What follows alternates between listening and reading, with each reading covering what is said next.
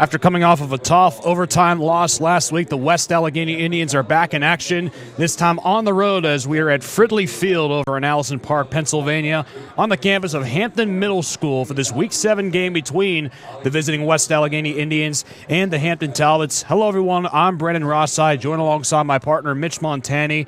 And before we get to the keys for this game, let's look back at what West Allegheny did last week in the overtime loss to Upper St. Clair.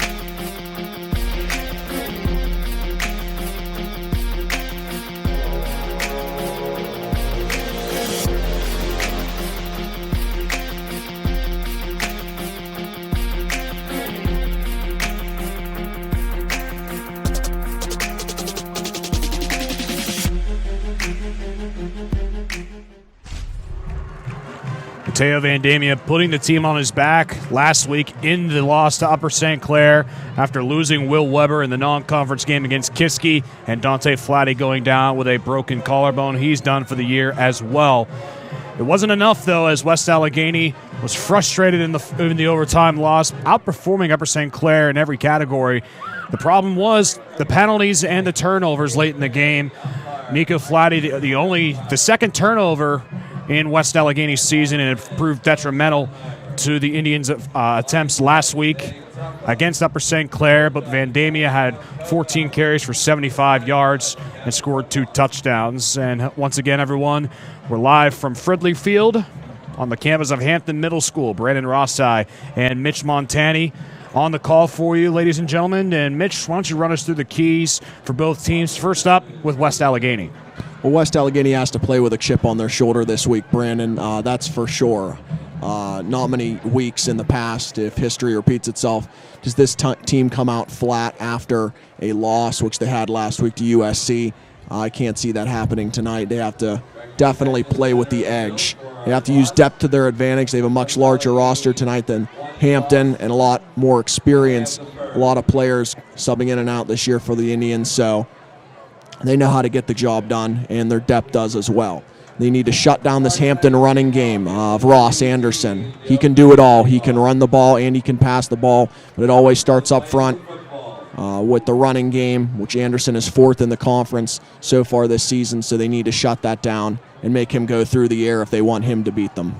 And real quick, before we get to kickoff, what does Hampton have to do in order to upset the Indians? Well, they for sure need to get off to a fast start. This team knows they're the underdog here against West Allegheny.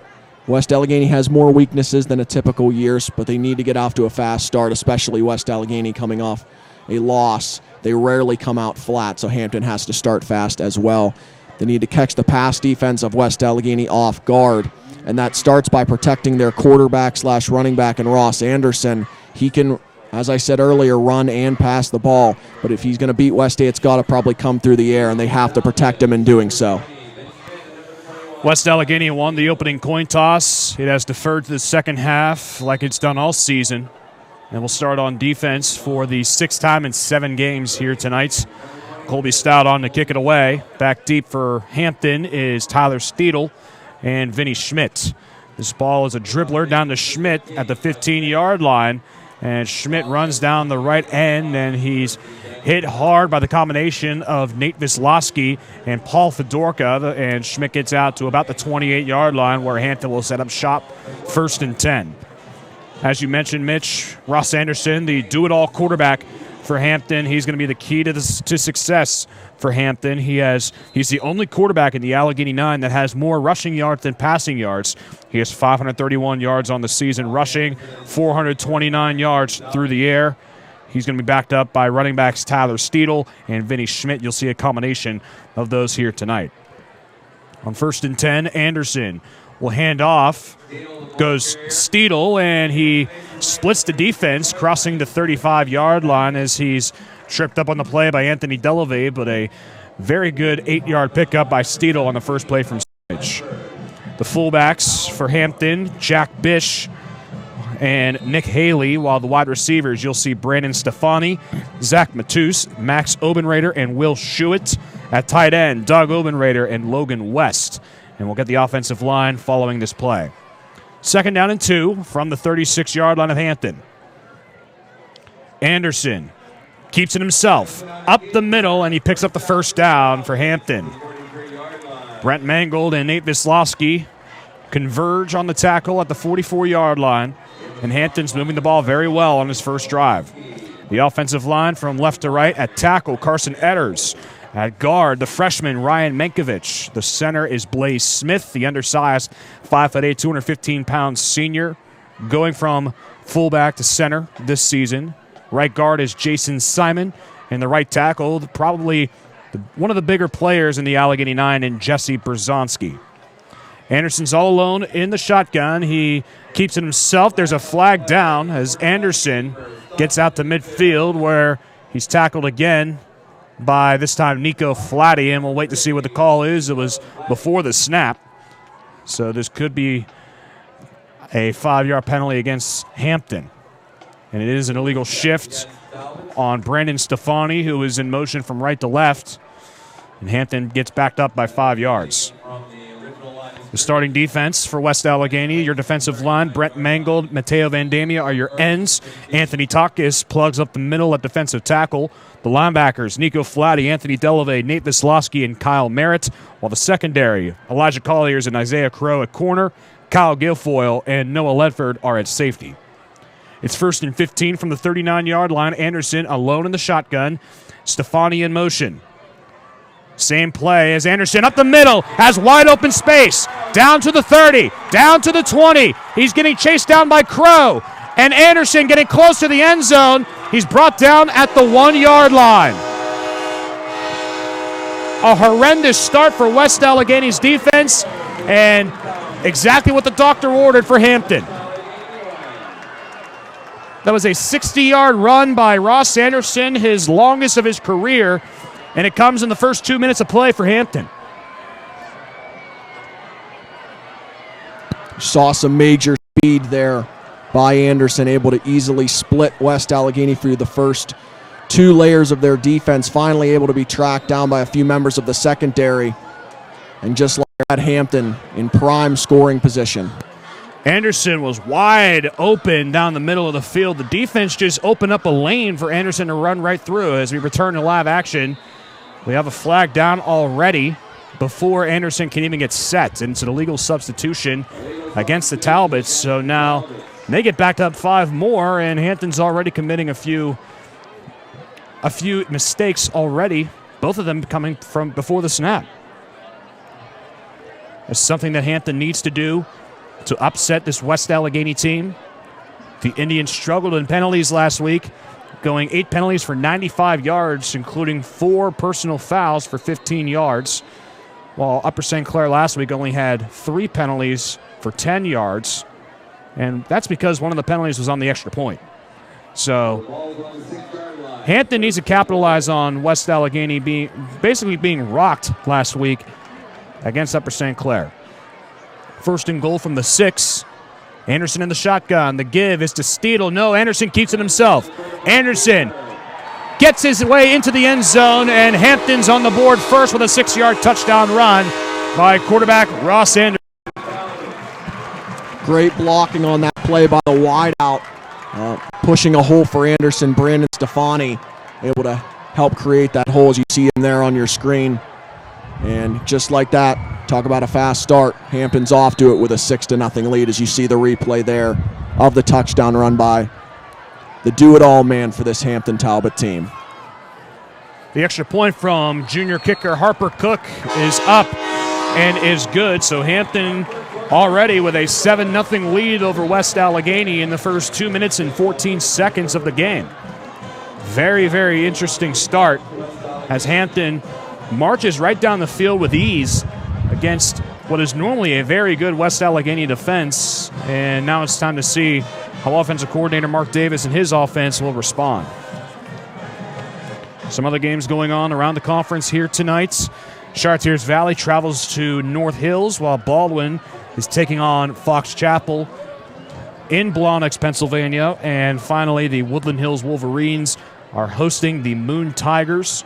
That's the team that we'll see next week at home in a very critical game in terms of playoff standings. And if Hampton continues the way that it's going right now, then it shakes up the entire playoff picture. No doubt, Brandon, about that. I mean, you knew Upper St. Clair was going to be a tough one for West Allegheny, but at the beginning of this year, you definitely didn't put Hampton and write them down as what could be a close game. So this is extremely interesting, especially with a 7-0 Hampton lead with that fast start early on. Harper Cook set to kick it away for Hampton, back deep to receive. Looks like it's Tyler Gallant and Nico Flatty. They stand at about the 8-yard line.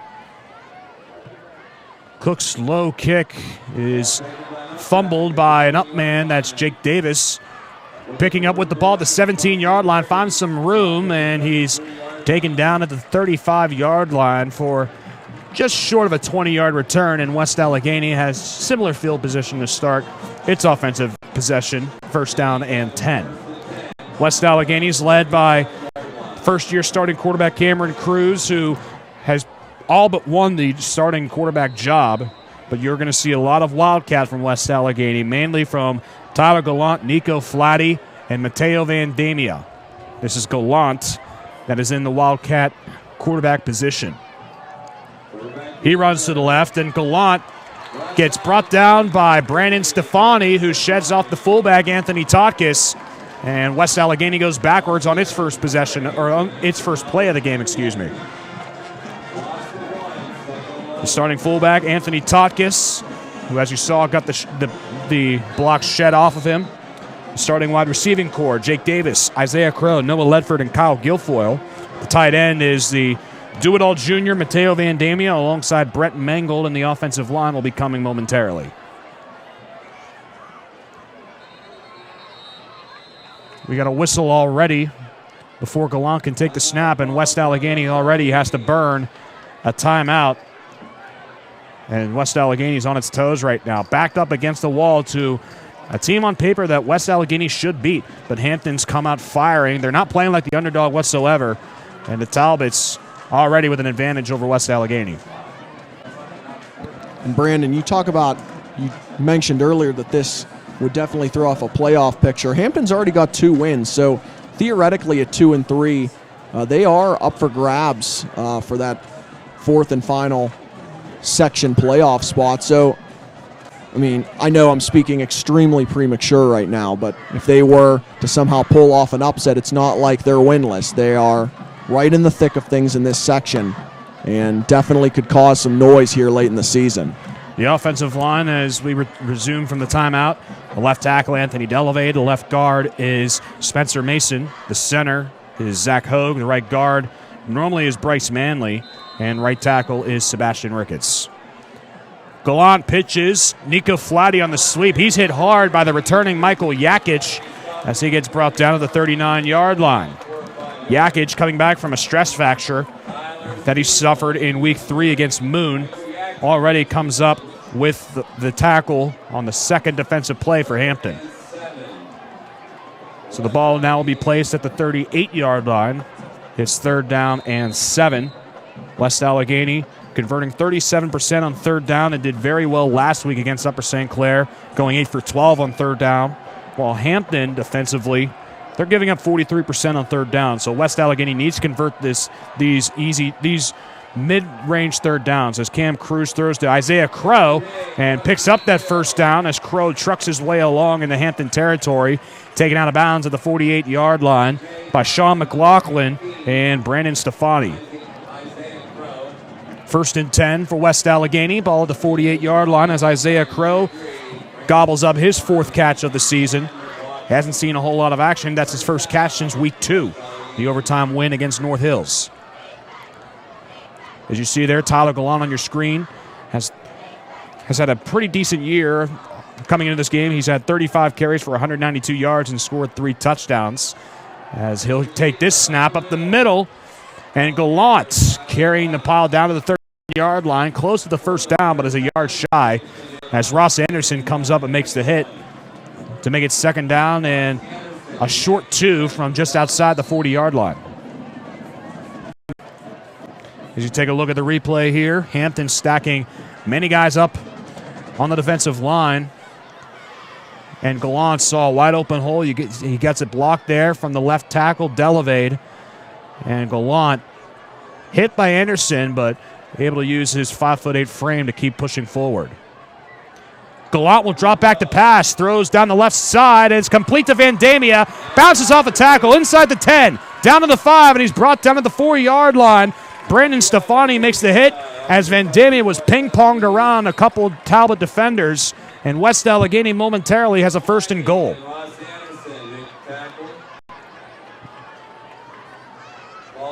So Vandamia, who's been one of the bright spots for West Allegheny, picks up some good yardage there on that play, a 35-yarder, one of his longest of the season, his 2nd longest of the year, only behind a 73-yard touchdown pass against Baldwin 3 weeks ago. 1st and goal now for West Allegheny. Ball at the 4-yard line. Vandamia will check out, and Gallant will take the snap. He runs off the right side. Gallant weaves his way through traffic, and he's brought down at the 1-yard line by a litter of Talbots at about the 1-yard line. As you take a look on the previous play, Gallant, this play has worked to perfection for West Allegheny with Will Weber before. Gallant, he used to be a quarterback as well. He was a quarterback his sophomore year before being moved to running back, and he shows off his arm there, lobbing it, a picture-perfect pass to Vandamia, and he pretty much does the rest down to the 4-yard line. 2nd and goal from about the 1-yard line. This time it's Nico Flatty in at the Wildcat position. Up the middle he goes, and into the he goes for the West Allegheny touchdown. Nico Flatty, a 1-yard keeper up the middle, his 2nd varsity touchdown. And West Allegheny strikes on its first possession of the game. Good response there from West Allegheny. They did what they had to do. Didn't want Hampton to feel the benefits of that really hot start, 7-0 lead. So good response, and Flatty leading the charge. Hopefully this game gets tied up after this kick.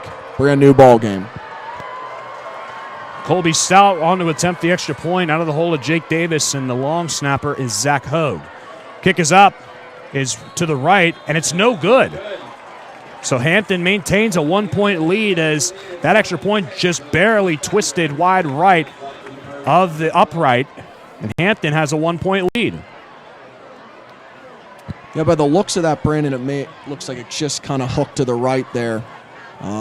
Not what you want to do from West Allegheny. Those kind of things matter, and if you're going to get into a close game like this, it's tough when you miss an extra point like that, because eventually you're going to need to go for 2 at some point during this stretch. And speaking of going for 2, they lost on the 2-point conversion last week to Upper St. Clair. On a failed 2-point conversion, Mateo Vandamia trying a shuffle pass that was intercepted by Tom Kyle. And Upper St. Clair more than likely going to compete at least for a share of the Allegheny 9 conference. And you see there Coach Palco's quote on last week's 2-point conversion. It was just a matter of football, basically. Sometimes you're going to make it, sometimes you're not. And last week, it was just simple enough. They didn't make it on the 2-point conversion.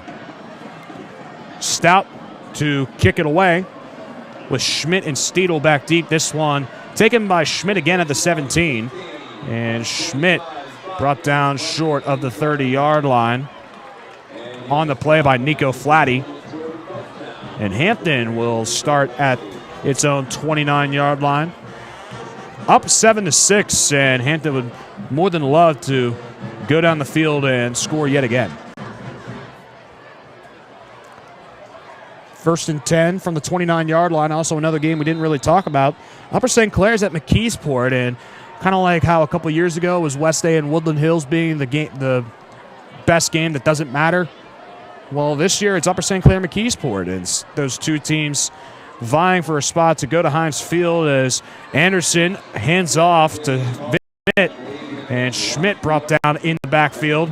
Mateo Vandamia charging in from the defensive end position, bringing the junior down a yard behind the line of scrimmage. Good job by that entire defensive front there for West Allegheny, able to penetrate that offensive line for the Talbots and inevitably get a 1-yard loss. Vandamia using his size advantage over the 5'11", 245-pound right guard Jason Simon. Just shifting his body forward to get the stop on Schmidt. Anderson fakes, goes up the middle. He's brought down in the backfield. Brett Mangold, Nico Flatty brings him down for what could be a sack, but it was a read option. It's a loss of 1, 3rd down and 12 for Hampton. On 3rd down, the Talbots just under 37% on 3rd down, while the Indian defense only allowing opponents to convert 22% of the time. That's the best in the entire Allegheny 9. Last week did not allow a 3rd down conversion against Upper St. Clair, holding them to 0 for 7 on 3rd down. Anderson alone in the shotgun, Stefani in motion. Anderson faces Stefani, has a wide open hole on the right side, and he's banged around before being tackled from behind by Nate Vislowski. And Hampton getting close to the 1st down markers. Decision time for 9th-year head coach Jock DiMatteo. It's 4th down and 1. As you see there, West Allegheny against their opponents, leading in almost every statistical category. The biggest thing is look at the defensive sacks. West Allegheny, 5 sacks while not allowing a sack all season. Great job by the offensive line all season. Let's see if that trend can continue here tonight. Hampton on the punt. The punter is Mike Baraducci. As the timeout's taken by Hampton, their first timeout of the first half.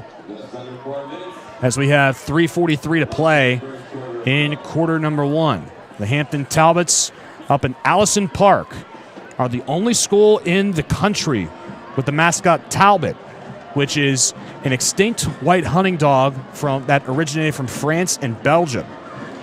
But nonetheless, Hampton has a 1-point lead over the West Allegheny Indians, and they want to get all the momentum they can get because Hampton's upcoming schedule is a gauntlet because not only does it have West Allegheny this week, but next week they go to Upper St. Clair before finishing out the regular season with a home game against North Hills. North Hills a bit of a down year, but is always a tough opponent regardless of the year. While West Allegheny, on the other hand, their road ahead features Woodland Hills next week at home in a game that could decide playoff seedings, and it'll be very, very important for West Allegheny to get a win there, as if West Allegheny loses, more than likely they'll have to go on the road for the first round of the playoffs, and that doesn't bode well, especially considering West Allegheny is very, very good at home. And then finally, in Week 9, the Indians travel to Moon to take on the Tigers. So head coach Jock DiMatteo will send the offense back out to rethink the intended punt. It's 4th down and 1. Anderson in the shotgun. A critical play here for West Allegheny's defense already. Anderson hands off to Max Obenreiter. Obenreiter on the jet sweep. Bounces off of Ledford and picks up the first down on the 43-yard line. So Hampton converting on its first 4th down of the day. It's 10th of the season out of 19 attempts. That's over 50%. And Hampton moving the ball again against West Allegheny's defense. The defense had prime position to turn the ball over on downs, or at least force a punt on a 3rd down and 12, but Anderson picked up a good amount of yards, setting up the easy 4th down and 1 conversion. Speaking of Anderson, he runs off the right end. He's brought down by Vislowski, crossing the line of scrimmage just outside of the 45-yard line. Last year, this was a 38-3 game, which is very, very impressive for Hampton considering that it's already up 7-6 against West Allegheny. That game last year, it was the only game in which quarterback Nick Ross threw for under 100 yards.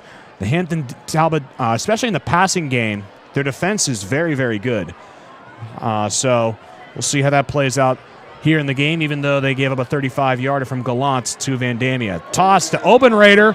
Obenreiter has some blockers down the right side. He's hit hard again by Delavade, getting over to West Allegheny territory, and Hampton again gets the first down.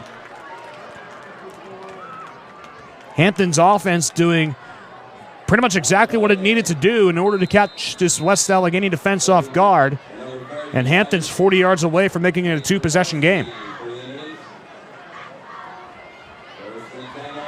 Clock now winding and about 2:15 to play in the first quarter. The Talbots on top 7-6 over West Allegheny. Anderson in the shotgun. This time he keeps it, faking it to Stefani as he's brought down crossing the 35-yard line by the blitzing outside linebacker Nico Flatty. That's a gain of about 4 on the play that make it 2nd down and 6 for the Hampton Talbots. Hampton using a bunch of different formations and looks on offense against West Allegheny. They're running it outside, they're going up the gut, and when you vary between those two things, you can open up a 5 or 6 yard gain like you just saw. 2nd and 6. Anderson sends Stefani in motion. Again, the fake to Stefani. Hand off to Anderson. Up the middle and is stacked up at the 33-yard line. That's Delavade and Totkis combining on the tackle. Down to the 33-yard line he goes. It's 3rd and 3 for the Talbots. Hampton's already 0 for 1 on 3rd down. West Allegheny looking to make it 0 for 2. Early on in this game, we're at a minute left to go in the first quarter. Anderson in the shotgun. Stefani in motion. The gives to Stefani, his first carry of the game. Runs to the left. Picks up the 1st and more, crossing the 20-yard line as he's clotheslined down by Mateo Vandamia at the 21-yard. Stefani led the way last week against Fox Chapel. He had 61 yards in the loss to the Foxes, including a 45-yard touchdown run. And Hampton's on the move again. You see there, getting the blocks from the left side of the offensive line, and the West Allegheny rushing defense, well, they're taking a hit right now as Hampton's been able to run it pretty much everywhere they want to at this point. 1st and 10 from the 21. Anderson in the shotgun. This is Vinny Schmidt running to the right side, and Isaiah Crow says, "You're not going anywhere." He's brought down for a 4-yard loss. The 6'6" cornerback reading the play beautifully, and Hampton loses 4 yards. Crow went virtually unblocked on that play, stopping Schmidt in the backfield, and West Allegheny has a little bit of momentum heading into the second quarter as the first quarter clock expires. It's 7-6 Hampton on top of West Allegheny in what's basically a shocking first quarter if you're West Allegheny. 100% agree, Brandon. You weren't expecting this at all. West Allegheny, we thought they were going to come in. One of our keys to the game for the West Allegheny Indians before this one was to play with a chip on their shoulder. And the other one, most importantly for Hampton, was to start quick. Well, they certainly started quick. And I'm not sure whether West A has a chip on their shoulder, but they've certainly let Hampton get off to the fast start in a very unanticipated fast start, I'm sure. Well, the problem is West Allegheny, been a trend all year long, and that trend's continuing here tonight, is that they've not been able to put together a full 4 quarters. They struggled in one half and then dominate the second half. Last week it was the first half they did very well, and then the second half they faltered down the stretch, collapsing towards the end of the game. As you see here on your screen, West Allegheny even led at one point 14-0.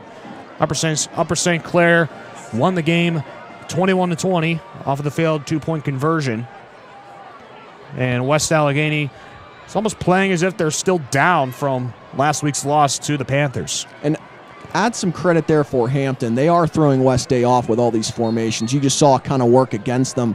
They're trying a bunch of different reverses and runs up the middle using Anderson in a lot of different sets, including a full house and maybe trips. On that play, kind of backfired with Schmidt running the ball on a reverse and being tagged for a 5-yard loss. But it'll be interesting to see if they keep changing looks here on West Allegheny. 2nd down and 14 as we begin the second quarter. Ball at the 25-yard line. Anderson is the do-it-all quarterback, and he's been doing it all against West Allegheny.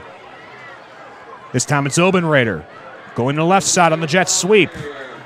He's dragged down by Anthony Takis at the original line of scrimmage. There's a flag behind the play. This could be a hold against Hampton. We'll await the call from our head referee, David Barry. And it looks like it is a hold against the Hampton Talbots. Our refereeing crew, the referee is David Barry. The umpire is Mike Estermeyer. The head linesman is Bill Schottenheimer. Yes, that is a relation to Marty Schottenheimer. That's a distant cousin of the former San Diego Chargers head coach and Fort Cherry graduate. Line judge is Dave Treffa. Field judge is Paul Koval. And the side judge is Kevin Rombach. Hampton's backed up all the way to the 38-yard line. That's a 2nd down and 27 to go. West Allegheny already let up a 3rd and long situation for Hampton to convert. Let's see what West Allegheny can do here on a 2nd down and even longer. Anderson back to pass, rolls to the right, has all sorts of room, but there's a flag down. It's going to be a hold on the play as Anderson tight ropes the sideline and steps out of bounds at the 21-yard line. It's going to be a hold on the reserve tight end, Thomas Fink, who just tried to let Anderson escape the pocket, and the defender was dragged down right around the shoulder pads, initiating the flag to be thrown. So Hampton gets backed up even more. It's going to be a 10-yard penalty from the spot, and Hampton goes all the way to its own 46-yard line. This will be a 2nd down and 43 to go. The ball is at the Hampton's 46-yard line. They need to go to the 11-yard line to convert of West Allegheny. And you might see here with this extremely long to go here for the Talbots, they might have to drop back and pass for the first time in this game. They've used 5 different running backs so far, but they might need to finally pass here on the 2nd and long. Anderson's alone in the shotgun. He's passed for 429 yards this season, and this time it's a run play. Anderson fakes, runs to the left, has some room, has some blockers as well as he runs out of bounds at the 35-yard line, gaining some of those yards back as Crow and Delavay chase him out. Hampton makes it third down and somewhat closer, but it's still 3rd and 24 from the 35-yard line. Anderson's already close to 100 yards, and we're not even a minute into the second quarter. Anderson, the senior, also made homecoming court. It is homecoming here at Hampton High School. He's the only football player to make homecoming court alongside the center, Blaze Smith.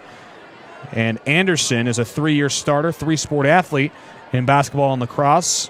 His younger brother is Josh. His older brother is Luke, who now goes to Washington University in St. Louis. We're going to get a whistle before Anderson can take the shotgun snap. It's a timeout taken by the Hampton Talbots. They now have 1 timeout remaining with 11:10 to go in the first half.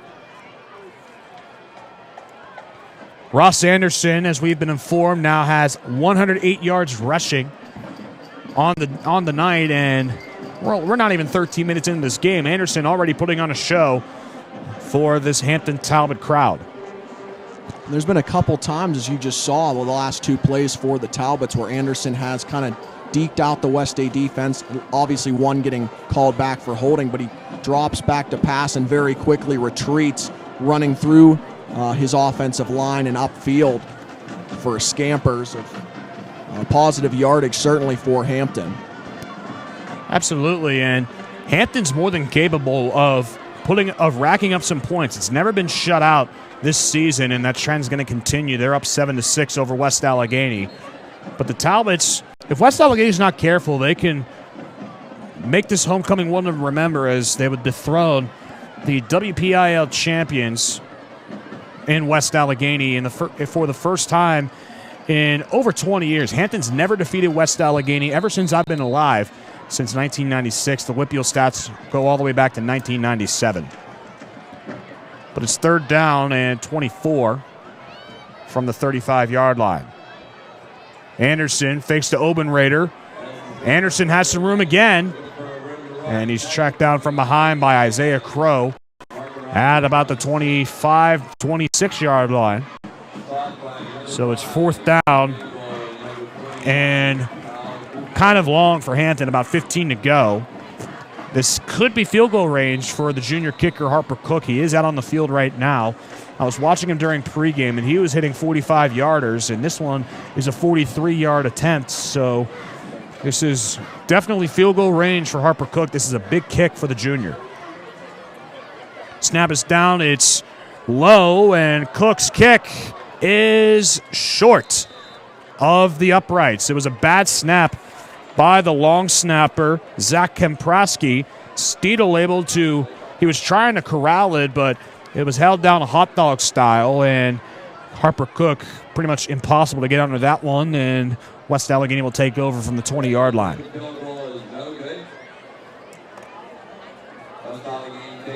It's 1st and 10 after the missed field goal from Harper Cook, ball the 20-yard line. And we also never got to the starting defense of Hampton. The defensive line, Logan West, Doug Omenreiter, your defensive ends. Jesse Brzonski plugs up the middle at defensive tackle. We'll get the rest of the defensive starters after this play. 1st and 10 as this is Nico Flatty in shotgun. Flatty runs to the left, and nothing doing there as Mike Yakich wraps him down at about the 33-yard line to make it 2nd down and 7. Flatty had 62 yards last week on 10 carries. He had an 18-yard touchdown run early on in the 3rd quarter, I should say, propelling West Allegheny to a 14-0 lead, and we know what happened after that. The rest of the defensive starters, Tyler Steedle, Luke Lindgren, Brandon Sickles, and Mike Yakich at linebacker, switched in with Jack Bish. The secondary is Will Schuett and Sean McLaughlin at corner, Ross Anderson and Max Obenrader at safety. Gallant fakes, runs left, nothing there.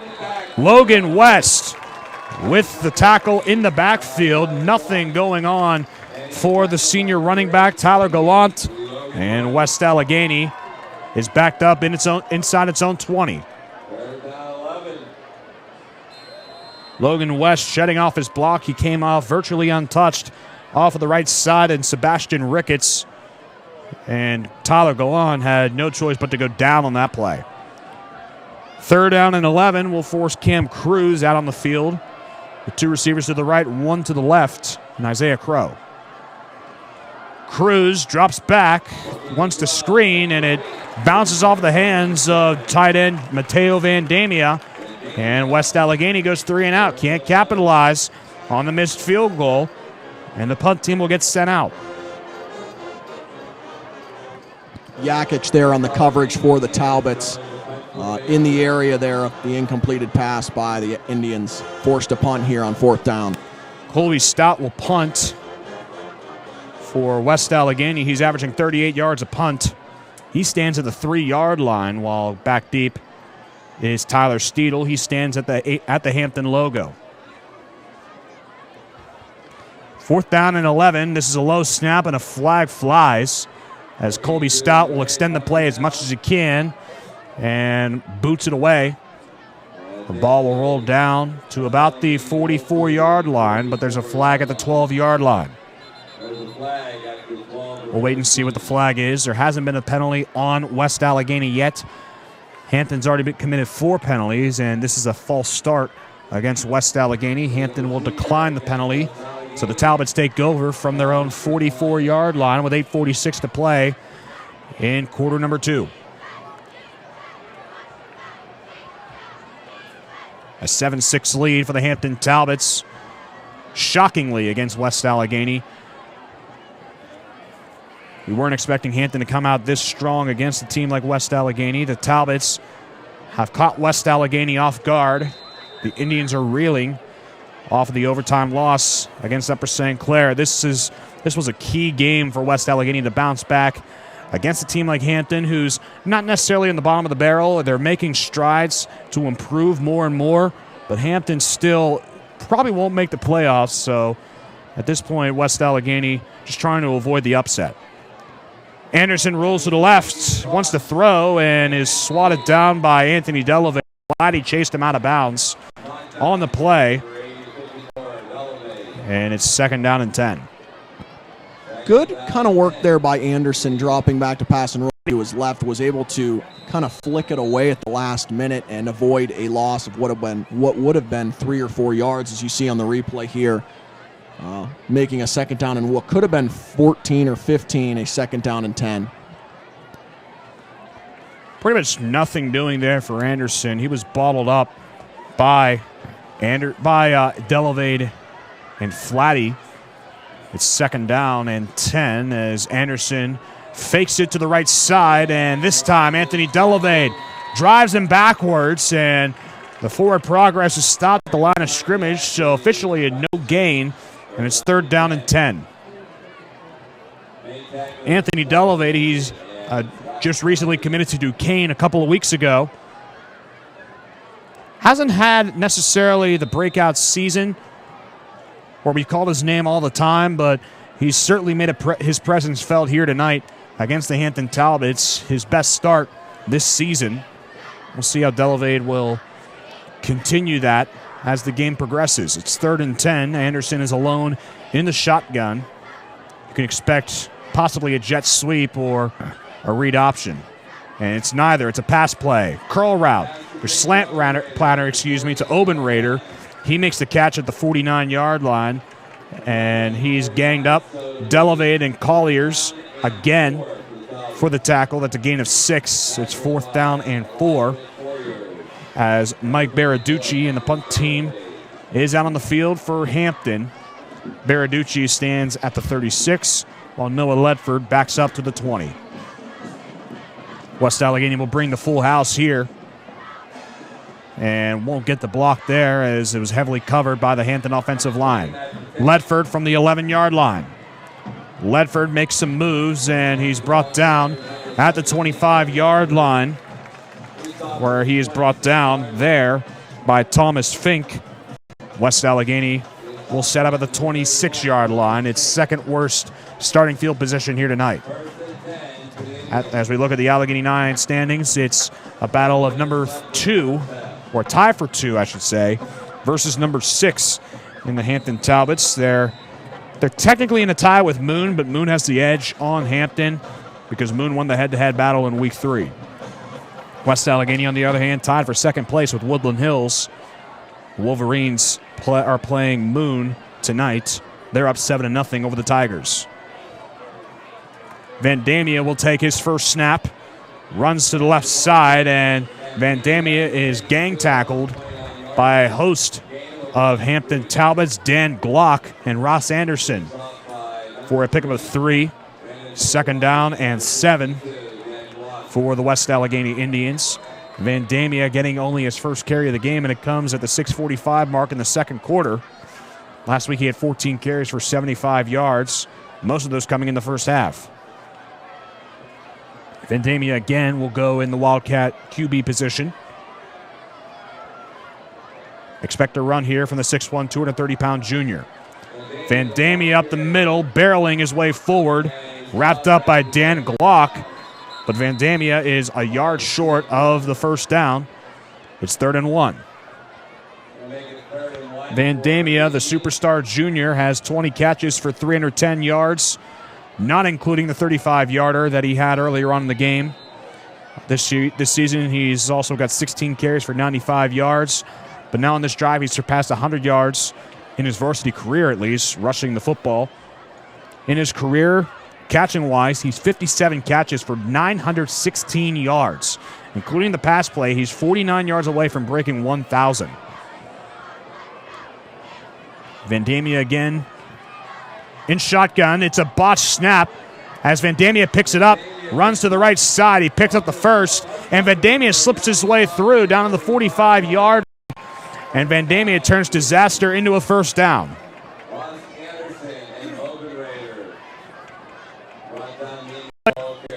Ian McBain was in motion from left to right. The ball was snapped and bounced off of his left hand. As you're going to take a look at the replay here, it was intended for Vandamia. Ho snapped it too soon, and the ball, luckily for Vandamia, just bounced right into his hands, and West Allegheny is able to convert on 3rd down.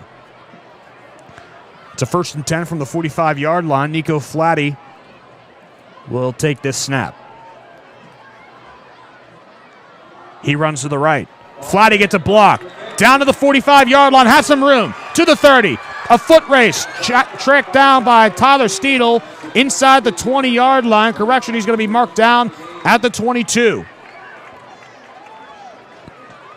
What a run there. Able to kind of weave his way around that first 2 defenses, or I should say lines of defenses for this Hampton defense, and up the right sideline he goes, and West Allegheny now in prime scoring position to attempt to take the lead here.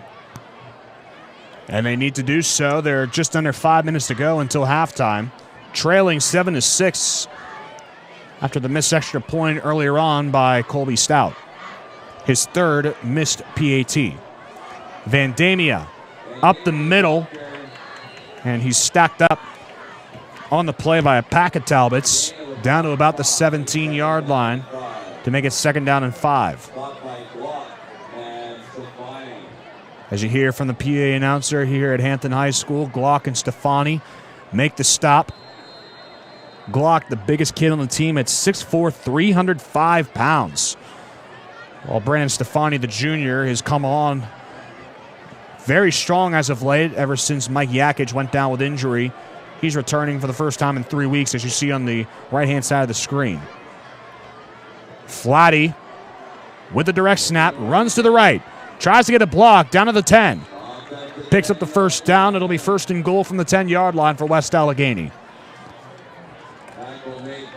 I like the approach from West Allegheny in terms of getting Flatty and Vandamia involved in the Wildcat. It's proved very successful on this drive. Haven't had a negative run so far. In fact, not a run less than 3 yards so far on this drive. West Allegheny moving the ball very sufficiently from the Wildcat formation.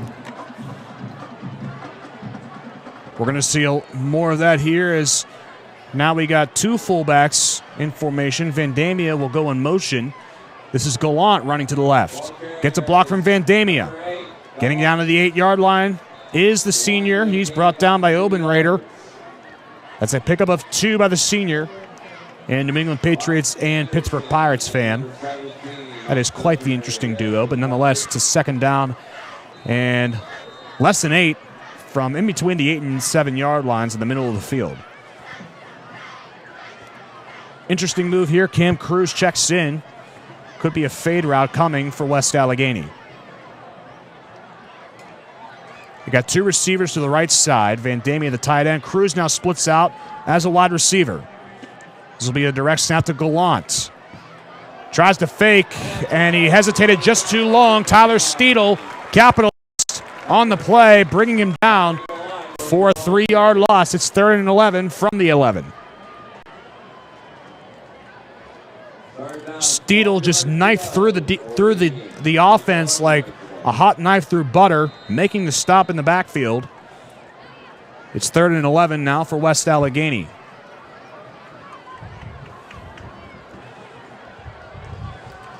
On a 3rd down, pay attention to the left side of your screen. Vandamia has single coverage on the left side on Vinny Schmidt. Cruz looks left the whole way, lobs it to Vandamia in double coverage. Vandamia leaping catch. Does he hold on? He does not. From here, it looked like he corralled it, but the ball squirted loose as he fell to the ground in double coverage, and the field goal unit trots on the field. What an effort by Vandamia there on that play, Brandon. You called it perfectly with the single wide out to the left, fade route coming, and what an effort by Vandamia, as you'll see the replay on your screen here.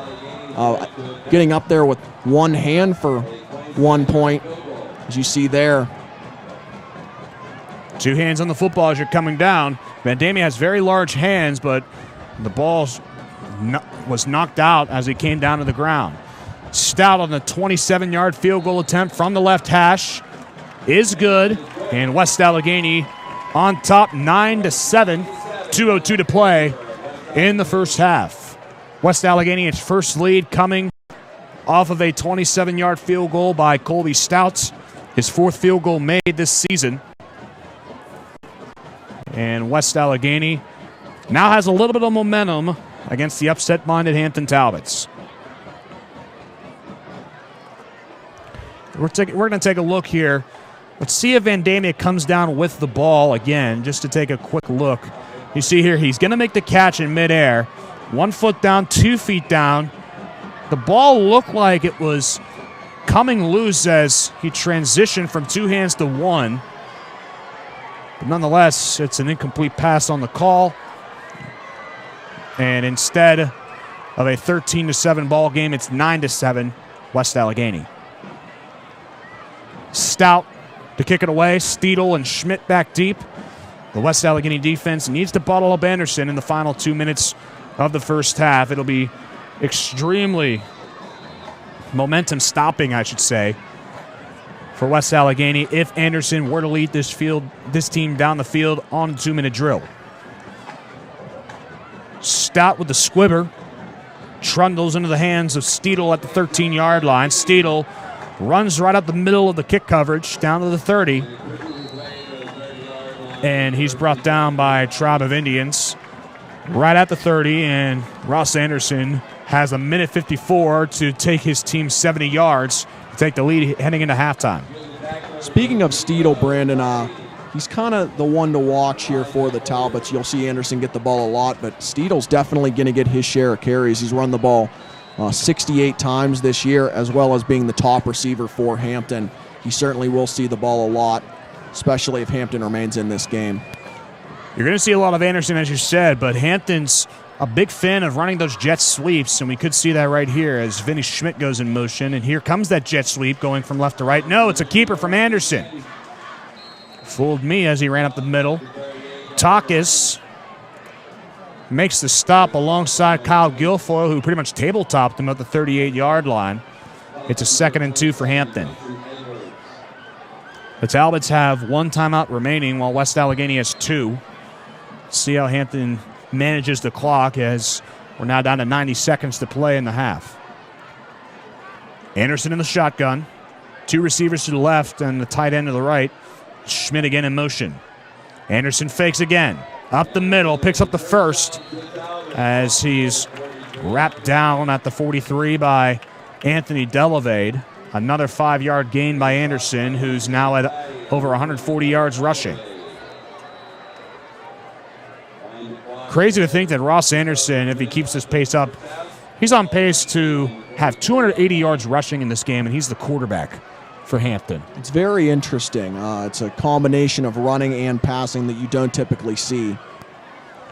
Anderson will pass down on the left side on the curl route, complete to Matus. And Matus brought down at the 43-yard line by Kyle Guilfoyle.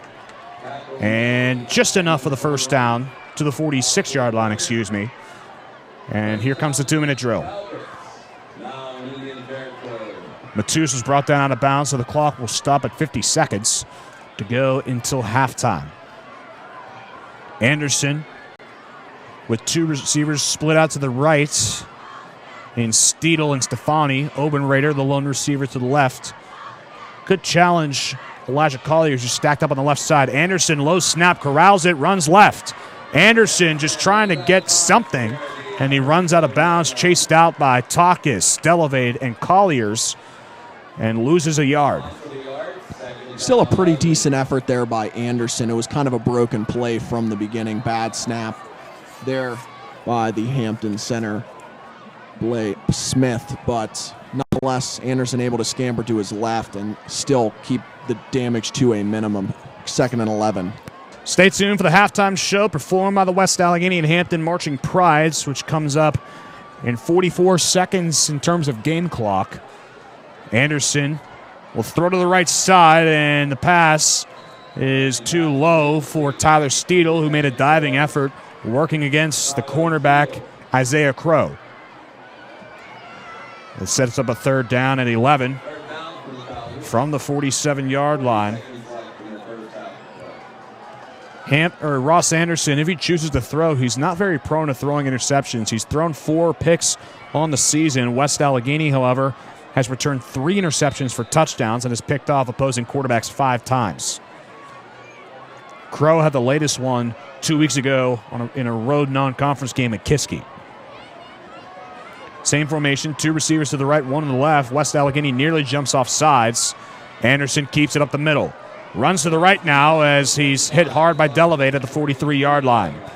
Delavade has been everywhere defensively, and he's seemingly all over Anderson every time he totes the rock for Hampton. Clock is stopped now on a 4th and 7. Clock will now wind with 20 seconds to play. This will more than likely be the final play of the first half, depending on how Hampton utilizes the clock. They could choose to run out the clock, as there's a 1-second differential between the play clock and the game clock. And it looks like Anderson will choose to let the first half clock wind down to 0, or call a timeout with the clock on the scoreboard says 000, but the timeout was called with probably a second left.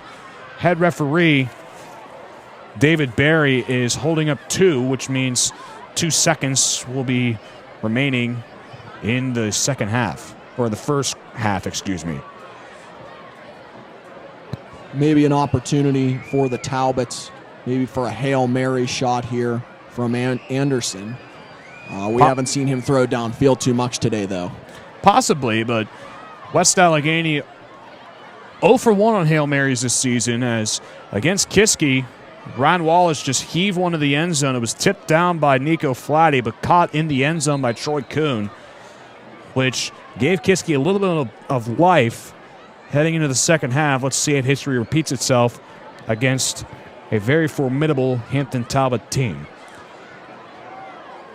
You're going to get 5 cornerbacks backing up to about the goal line. That's Colliers, Flatty, Vandamia, Crow, and Davis all back up.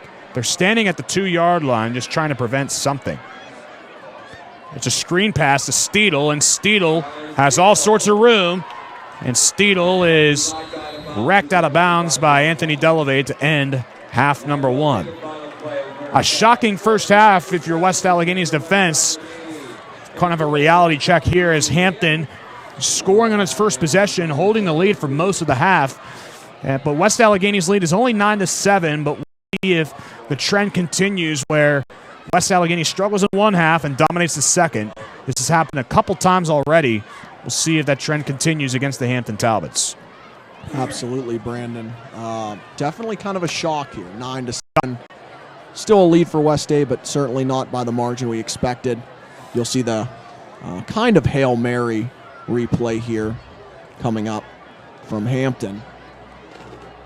Almost a little bit, kind of looks like a stat padding type of play. Finding Steedle out to his left, he was able to scamper about 20, 25 yards down the field. But the clock was able to expire, and here we are at the half.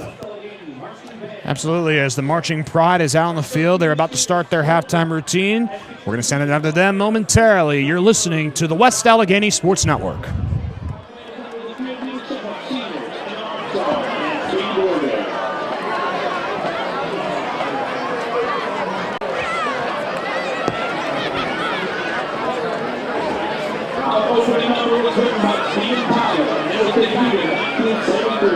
We will feature horn colors at the entry as we perform Aerosmith's Dream On. Ladies and gentlemen, sit back, relax, and enjoy our show, School of Rock.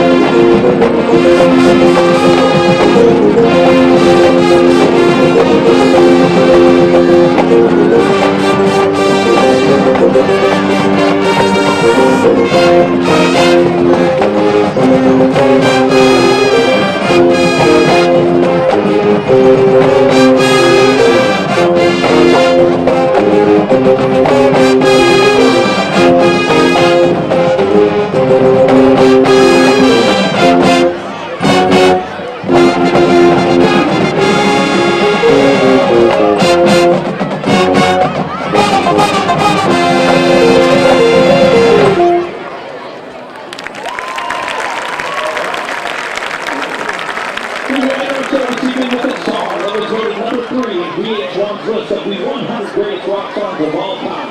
This song will feature trumpet soloist Murray Swayze, trumpet duet Alex Grohoski and Amy Oki, and trombone soloist Aaron Bird. Ladies and gentlemen, Stairway to Heaven.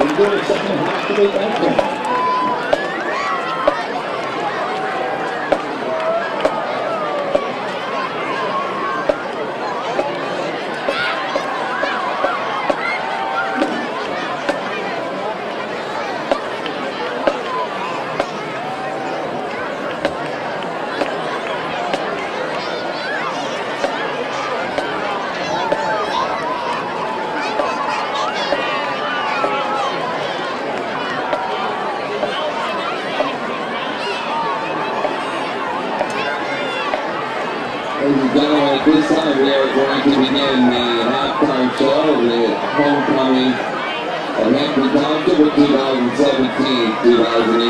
school year. We give a moment for the band to get into formation for our homecoming court this year. If you notice at the 50-yard line, we have a dog introduced to you. His name is Tyson, and he won the Dog Award. His family from Central Elementary. Let's have a round of applause for Tyson. He's the member of the concert family. He's 125 pounds of blood. Burmese mountain dog. Congratulations, Tyson.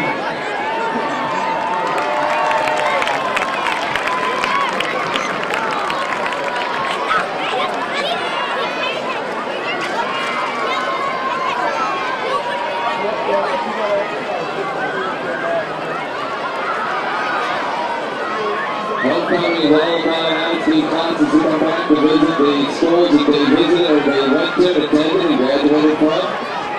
This year we are going to recognize the 1987 class.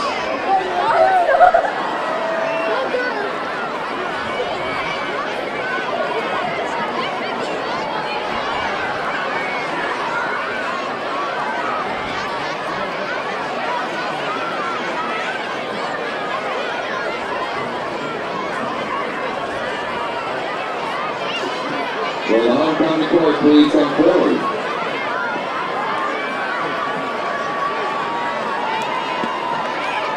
While they come forward, I'm going to ask any member that's in the crowd or on the track with the 1987 class, if you'll please just stand up and wave to the audience. We'd like to recognize you at this time.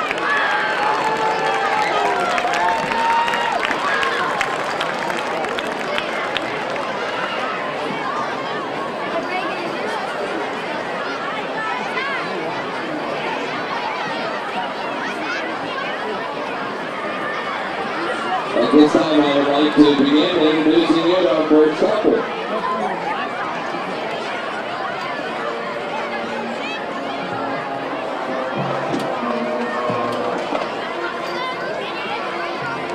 Our first couple is Johnson Maholic, escorted by Blaze Smith.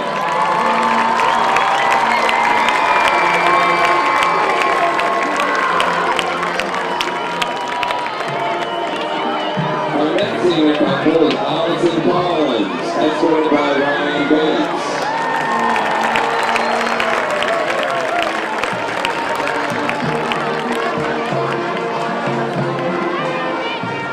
Next we have Rachel Hurst, escorted by Zach Parker.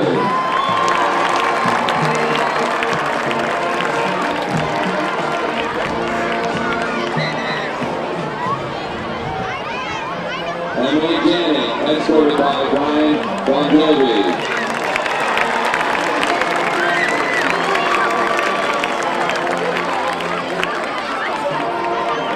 Mary Kerr, escorted by James McDade.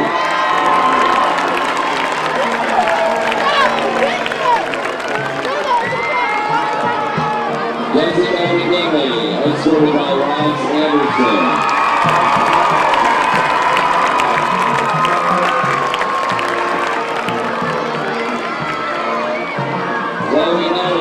Escorted by Andy Gray.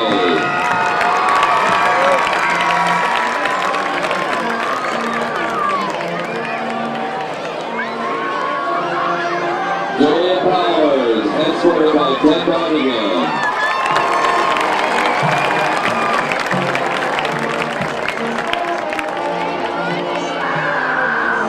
Andy Brett, escorted by Doug Rice.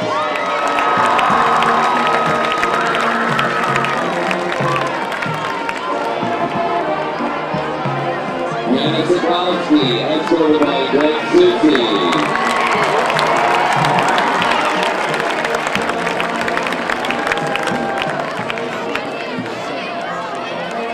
And Julia Dutch, escorted by Joey Cabrero.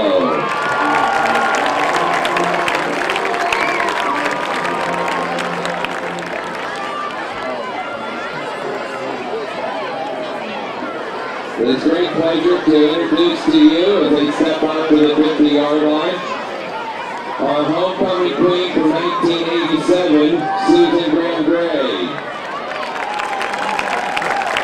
Susan was also our 2010 Distinguished Alumni Award winner. And presenting Yellow Roses to Susan Graham Gray is our Student Council President, Matt Bagley. She is escorted by Ken Cobb, also a member of the 1987 class, who played football here on this field in 1987.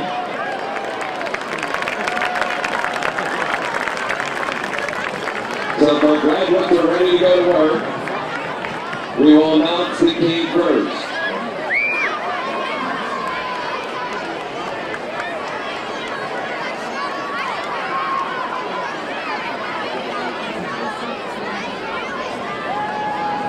The game for the 2017-2018 school year is Wade Smith.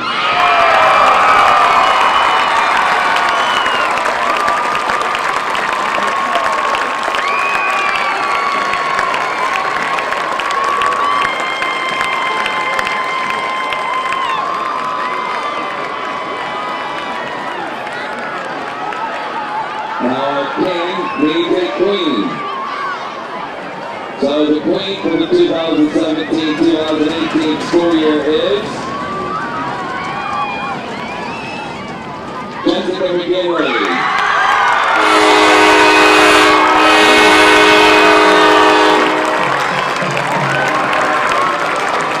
Congratulations, Williams and Jessica.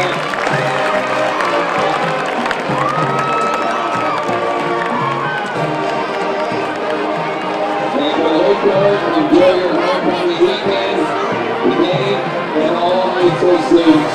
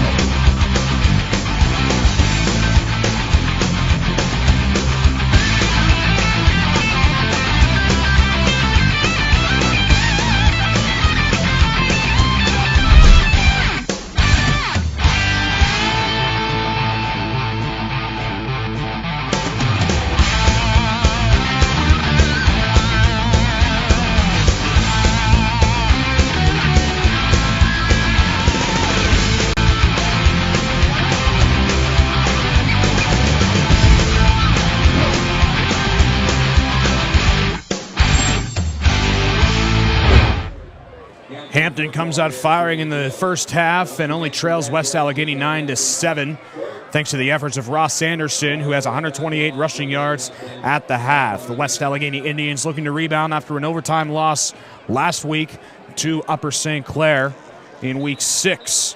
Taking a look at some other scores around the conference, the big game on the bottom of your screen is the non-conference game, McKeesport and Upper St. Clair. The Tigers on top, 21-14. Other than that, not really any surprises, even though they are all pretty close games. The Woodland Hills Wolverines lead Moon 14-7.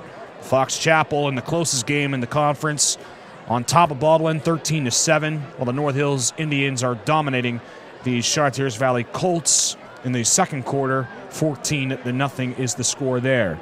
Taking a look at some other stats from this game. As I mentioned before, Ross Anderson, 128 yards at the half. He has 128 of the 138 rushing yards for Hampton. That's really the big key, is that Hampton's been able to get the ground game going, and it's really paid dividends for this Hampton Talbot team. Absolutely, Brandon. And Hampton was pretty much unable to get off to that hot start they had if it wasn't for Anderson. He came out firing just like this Talbot team, went right up the field very quickly and pounced on West Day pretty quickly. 7-0 lead to start. West Day was able to rebound for the most part, not allowing Hampton to score after that opening drive just about 2 minutes into the contest. But still, a lot closer for Comfort than West Allegheny expected. Only up 2 here as we begin play in the third quarter, or are about to, I should say. The key here is that West Allegheny defer to the second half, so it will go on offense to begin half number 2. And if West Allegheny can score here, it's going to give West Allegheny all the momentum heading into the remainder of the game. Well, we're at Fridley Field in Allison Park, Pennsylvania, at Hampton Middle School, as the Talbots play host to the West Allegheny Indians. Brandon Rossi and Mitch Montani on the call for you on the West Allegheny Sports Network. It's homecoming here at Hampton High School, and the homecoming king and queen was announced. The king is the center in Blaze Smith, and his queen is Jessica McGinley. So Blaze Smith on the homecoming court, just beating out his quarterback, Ross Anderson, ironically enough. The center gets the love, while the quarterback, well, not so much. He's saving his love all for the field right now with almost 130 yards rushing in the game. Absolutely, and usually in situations like that, homecoming of sorts, you usually expect the quarterback to win something like that. It's kind of cool to see a non-skilled player, preferably a center, like Blaze Smith, who spends a lot of time, I'm sure, with his quarterback, Anderson. They interact with each other on every play.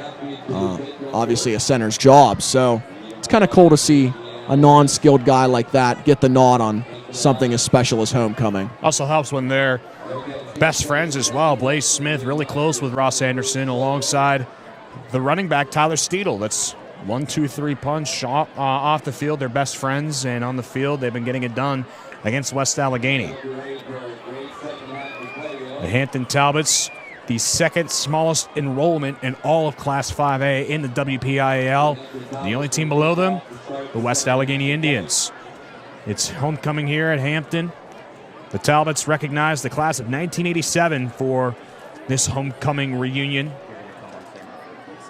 as we're coming back to start the second half. The West Allegheny Indians lead Hampton 9-7 as we begin half number 2. It's been an unusually close game for the West Allegheny Indians. We expected them to kind of retaliate and take out all their frustrations from the loss last week against Upper St. Clair. It's gone more the effect of they've been shell-shocked by the Talbots. They set to kick it away. Harper Cook will do the honors back deep for West Allegheny. Tyler Gallant and Nico Flatty, they stand at about the 7-yard line. And the second half is underway. Cook lays into this one. It's a beauty. Flatty has to reel back, takes it at the 5-yard line, and Flatty is wrestled down as he crosses the 25-yard line, where West Allegheny will set up shop there, 1st and 10 from the 35-yard line, as the tackle was made by Ross Anderson's brother, Josh Anderson, his sophomore counterpart. West Allegheny takes the ball 1st and 10 from its own 26-yard line to begin the second half on top, 9-7. West Allegheny it's been a theme all year where they've struggled in one half and then in the other half explode. And could this trend continue? Well, head coach Bob Palco would certainly love that to continue, at least for the second half's sake. That's something, obviously, the Indians would have to clean up for next week's game against Woodland Hills. Vandamia in motion. This is Gallant running to the left side, and Gallant has an angle on Stefani. Gallant races his way past a couple Talbots down to the 45-yard line. He's brought down on the far sideline at the 48 for a good gain on the play, a 22-yarder for Tyler Gallant. That's 36 yards now on the day for Gallant. He's been getting a lot of the nod for the Indians there as the running back in that Wildcat formation. So we'll see if he can continue running the ball well for them. Good start. Gallant checks out. Flatty checks in. We're going to see the freshman who had a nice run later in the first half. That set up the field goal by Colby Stout. Flatty runs to the right side, and he's hit hard on the play. Michael Yakic making the stop, but Flatty crosses into Talbot territory, the 49-yard line. As we take a look at the replay from the long run by Tyler Gallant, Stefani had an angle on him, but Gallant able to race past him. Anderson couldn't wrap him up, and Gallant able to get down to the 49-yard or the 47-yard line, excuse me. We get an official timeout on the play. Nico Flatty on that last run, now with 52 yards on the ground. And it looks like we have an injured Talbot right along the Hampton sideline. We can't tell who it is as all the players are huddled around the injured player on the near side of the field. 11:20 to play in the third quarter. West Allegheny leads 9-7 over the Hampton Talbots, led by 23rd-year head coach Bob Palco. And what can you say about Bob Palco other than he's one of the most well-known coaches around the WPIAL? His overall record, 205 wins, 68 losses. He's also a graduate of West Allegheny from the class of 1978. And people forget he was also a former collegiate coach as well. He coached over at IUP before moving on to the high school ranks, where he was the head coach for a short period of time at Seton LaSalle. And he played quarterback for, get this, the Montana Tech Ore-Diggers. Probably a school that not a lot of people have ever heard of until you find out that Bob Palco went there. The injured player was Mike Yakic, who came back from a stress fracture. He's being attended to on the bench. 2nd down and 6. Flatty runs up the middle, spins away from a tackler, gets away from Moore, down to the 39-yard line. Flatty is twisted down out of bounds on the play. Another good gain from the freshman, brought down by Obenrader and Anderson. It's a first down for the Indians. Flatty also seeing a lot of success early in the second half. Him and Gallant both getting the ball early on here and able to pierce through this Hampton defense. Just the kind of start you want for West Allegheny here early in the second half of play. West Allegheny trying to take a 2-score advantage. You can do so if it travels 38 yards to begin its first possession in the second half. This is Gallant running up the middle, gets some blocks, running to the right side, but can't escape the second wave of Talbots, brought down by Schuett and company at a 34-yard line. Tyler Gallant, heading into this game, had 36 carries for 190 yards, 2 touchdowns. He did not score the other touchdown as well. That was Nico Flatty on a 1-yard plunge early in the first quarter. West Allegheny trying to crack the end zone for the first time in 2 quarters. This is Flatty again, who will take the snap.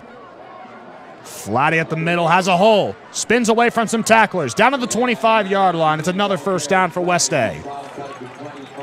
Great up front blocking there by Anthony Delavade. You can see he pulled on that play.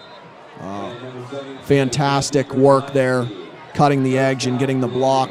Another West A first down here early on in the second half. We haven't talked a lot at all this season about how Anthony Delavade, he moved from tight end to left tackle. Weight-wise, he's undersized, but one of his best attributes is his blocking and his ferocious ability to seal up the edge on the left side. It's 1st and 10 from the 25. Flatty to the left side, has all sorts of room, and is German suplex down at the 18-yard line, making the stop. Doug Obenrader down to the 17. That makes it 2nd down and about 1 from the 17-yard line.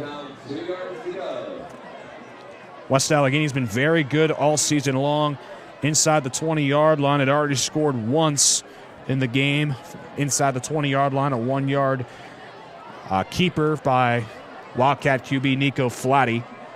26 trips to the end zone, and West Allegheny wants to make it 153 points inside the 20-yard line.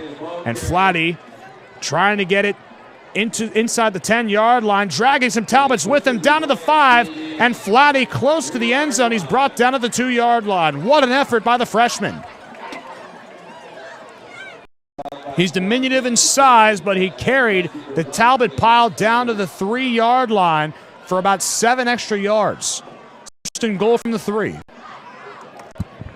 Flatty seeing a lot of work early on in the second half, and you can see on the replay there, again, able to rush it right up the middle, cut to his left, and bring down a couple Hampton Talbots with him there on that left side and grind all the way down to the 3.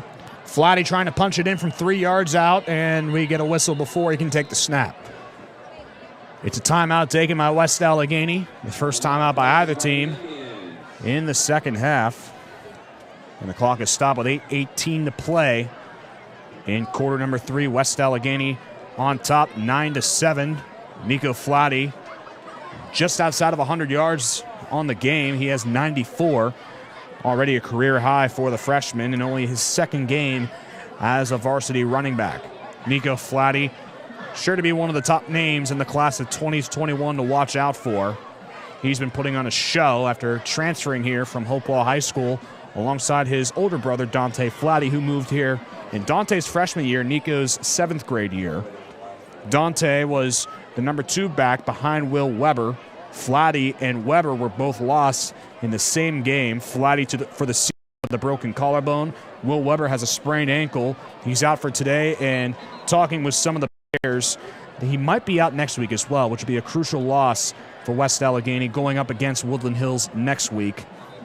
And they're going to have to rely on Nico Flatty for pretty much the rest of the regular season if the Indians want to get back to Heinz Field to compete for possibly their 9th WPIAL title.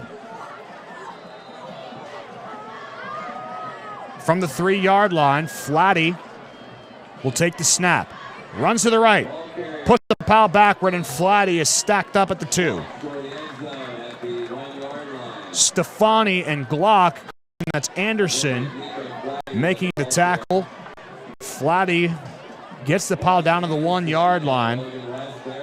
It's now 2nd and goal from the 1. Penetration there from Hampton as Anderson had a step on the right tackle. Ricketts has had a little bit of trouble for most of the game trying to handle his defensive end and the linebacker Anderson. Flatty again as the Wildcat QB. Up the middle he goes, and Flatty, can he get into the end zone? It's close. We'll wait for the signal. West Allegheny signals touchdown. And it is a touchdown for West Allegheny. Nico Flatty, his 2nd score of the day. West Allegheny now on top, 15-7, but we're going to get a whistle. It looks like it's for an injured Hampton Talbot. As limping off the field is Jack Bish. That's a big loss for Hampton. Both the offensive and defensive side of the ball. He's limping his way up the field, clutching his right leg. Big extra point, believe it or not, coming up here from West Allegheny. Trying to make this a 2-possession game. You see here Flatty pushing the pile, and looks like his knee was down, but obviously Bob Palco is not going to disagree with the call. Stout's extra point is up, and this time it's good. Rights the wrong from earlier on in the game, and West Allegheny takes a 16-7 lead over the Hampton Talbots. The upset-minded Talbots on homecoming here at Fridley Field in Allison Park. The road ahead for the West Allegheny Indians to close out the regular season. It's playing its 3rd to last game right now against the Hampton Talbots. Next week, it returns home for the regular season home finale against the Woodland Hills Wolverines, a key matchup for playoff seeding. And if West Allegheny wants to have home field advantage for the playoffs, it needs to win next week against Woodland Hills. And then Friday, in 2 weeks, October the 27th, West Allegheny will travel about 10 to 15 minutes north to take on its neighbors in the Moon Tigers before. After that, it's up to the WPIAL Pairing Committee to decide where West Allegheny falls in the WPIAL Class 5A playoff standings. Stout on to attempt the kickoff. Back deep for Hampton, Vinny Schmidt and Tyler Steedle.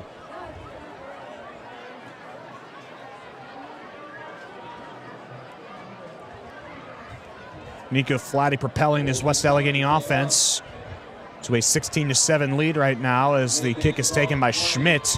Racing from right to left he goes, and he's stacked up at the 25-yard line by a tribe of Indians. Hampton will start from there, 1st and 10. The tackle was made by Ian McBain and Jake Davis, the son of athletic director Dave McBain and the son of offensive coordinator Mark Davis. Nonetheless, 1st and 10, Hampton. Ball now will be placed at the 26-yard line. Anderson will get the play call in from head coach Jock DiMatteo. DiMatteo now in his 17th season at Hampton, or in his coaching career, excuse me. He was formerly the head coach at Shaler before moving to Hampton in 2008. Steedle gets the carry off the left end and initially hit by Colliers. He's bent down on the play by Nico Flatty, basically folding Steedle up like an accordion down to the 27-yard line, making it 2nd and 9. But as I was saying, Jock DiMatteo, his 17th year coaching, spent several years at Shaler, which, fun fact, the Shaler football stadium is named after my grandfather, Louis Mardig, which is where Jock DiMatteo coached for 8 seasons. And he spent the last 9, including this season, here at Hampton. He's always lived in the Hampton School District and has been the head coach since 2008 as Anderson dumps it off to Obenrader. And Obenrader getting close to the first down. He's trucked out of bounds on the 34-yard line, and that's going to set up a 3rd and 2. 6:30 to play in the third quarter. It's a 16-7 lead for West Allegheny. The Indians want to get a stop here and get the ball back and add on to this lead. Adding to the mantra that is West Allegheny dominates in one half, even though they struggle on the other half. Anderson in the shotgun. He'll look to pass, looking right the whole way. Tries to escape the pressure and does so. And Anderson hit hard as he gets taken out of bounds by Anthony Delavade. A huge hit by him, but we're going to get a late flag on the play. Could be an unnecessary roughness against Anthony Delavade, but nonetheless, it'll be 15 yards assessed against West Allegheny, giving Hampton a free first down. The Indians have been mistake-free for most of the game, but a big one gives the Talbots a first down.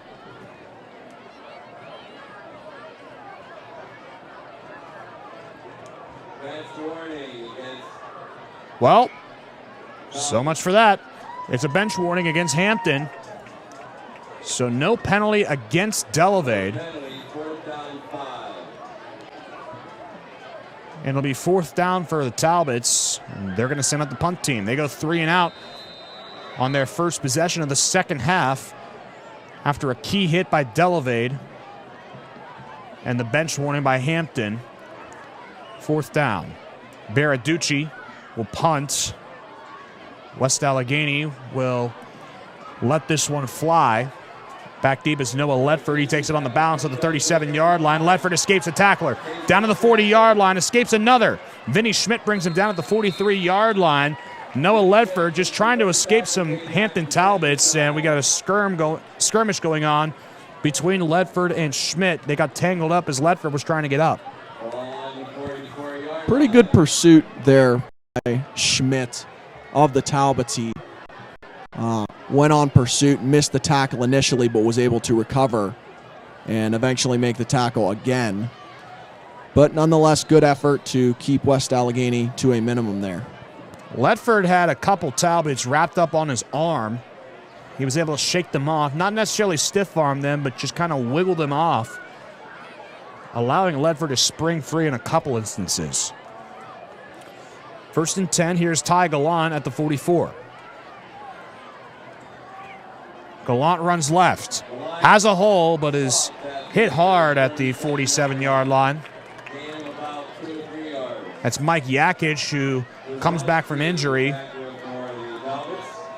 Tag team with Jesse Berzonski, the 285-pound defensive tackle, one of the bigger ones in the Allegheny 9. It's 2nd down and 7. Berzonski started his varsity career as a running back, and just as he gained mass, he ended up getting moved to the defensive line, where now he's the 2nd biggest Talbot on the team, only behind Dan Glock, who stands at 305 pounds.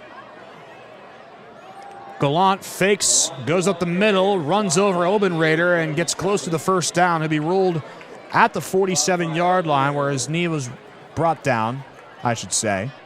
It's 3rd and 1, just on the outline of the H at midfield for a 3rd and very short situation for West Allegheny. Just under 5 minutes to go in the 3rd quarter. Is 16-7 lead for West Allegheny. Cam Cruz, we haven't seen this a whole lot this year. He goes under center. He'll take the quarterback keeper up the middle. He'll pick up the first, pushing the pile back to the 30, make that the 42-yard line. And we get a late flag thrown on the play. This probably is going to be an unnecessary roughness after the play, and we'll see who it's on. Here comes the call from head referee David Berry.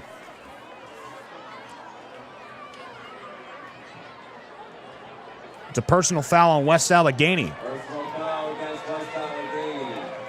Didn't see what happened there, but nonetheless, the Indians will have the first down, but instead of a 1st and 10, it's a 1st and 25. The ball will be placed at about West Allegheny's 42-yard line. We'll see what happened here on the play. Here's Cruz. He picked up the first, plowing his way forward. Can't really tell if there's some words being said. The flag was thrown there as Berzonski and Ricketts were tangled up. I don't know if words were said. We're up here, so we can't tell what they were saying, but nonetheless, 1st down and 10 now from the 43-yard line. Gallant lobs one down the middle of the field for Jake Davis. He was heavily covered by Ross Anderson. It's 2nd and 10 from the 43. Anderson was with Davis step for step, just breathing down his neck, and Davis unable to get a hold on the ball. 2nd down and 10 from the 43 for West Allegheny.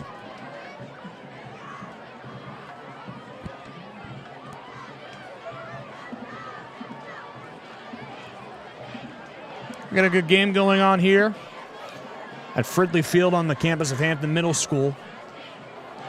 Tyler Gallant runs to the left, gets down to the 46 as he's dumped down by Anderson. There was a late hit on Colby Stout. No call was made. Hampton, a bit of a chippy team. They're very aggressive, especially after the play. It's 3rd down and 7.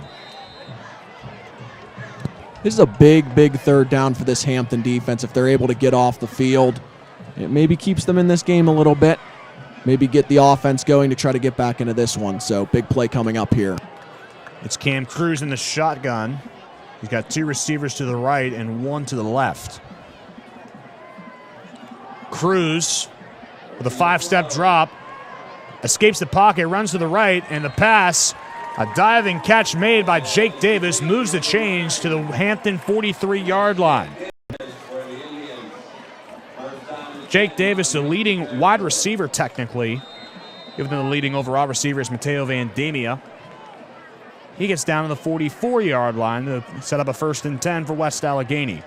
Defensive end Michael Yakic was right in the face there of quarterback as he tried to drop back to pass. So good throw despite the pressure there established by this Hampton defense. Jake Davis now in the air, 8 catches for 90 yards after the pass completion. Flatty up the middle, and he is dragged down by his shirt by Jesse Berzonski.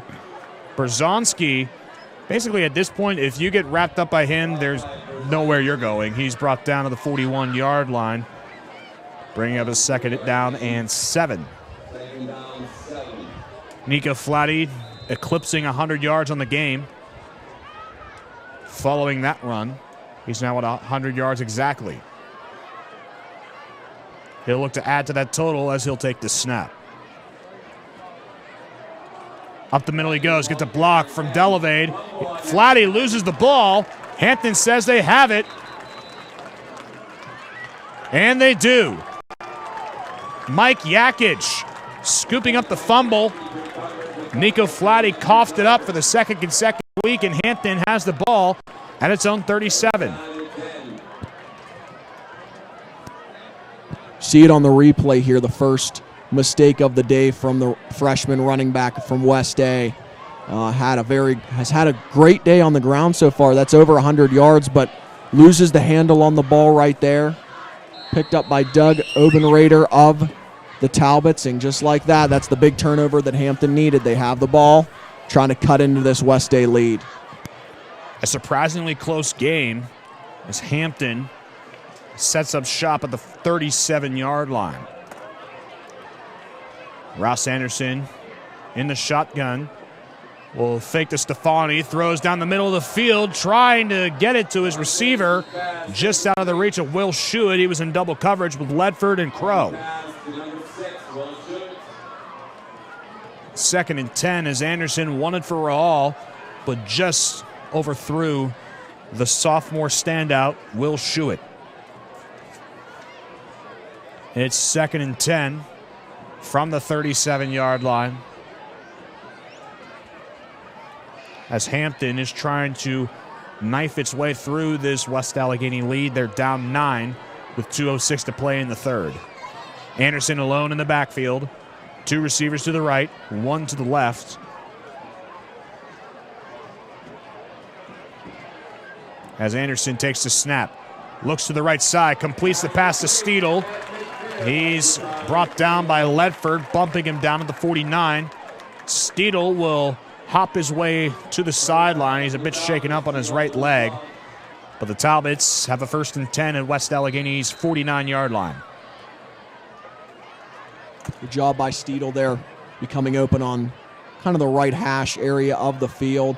Open for his quarterback, Ross Anderson, and this Hampton offense trying to get things going.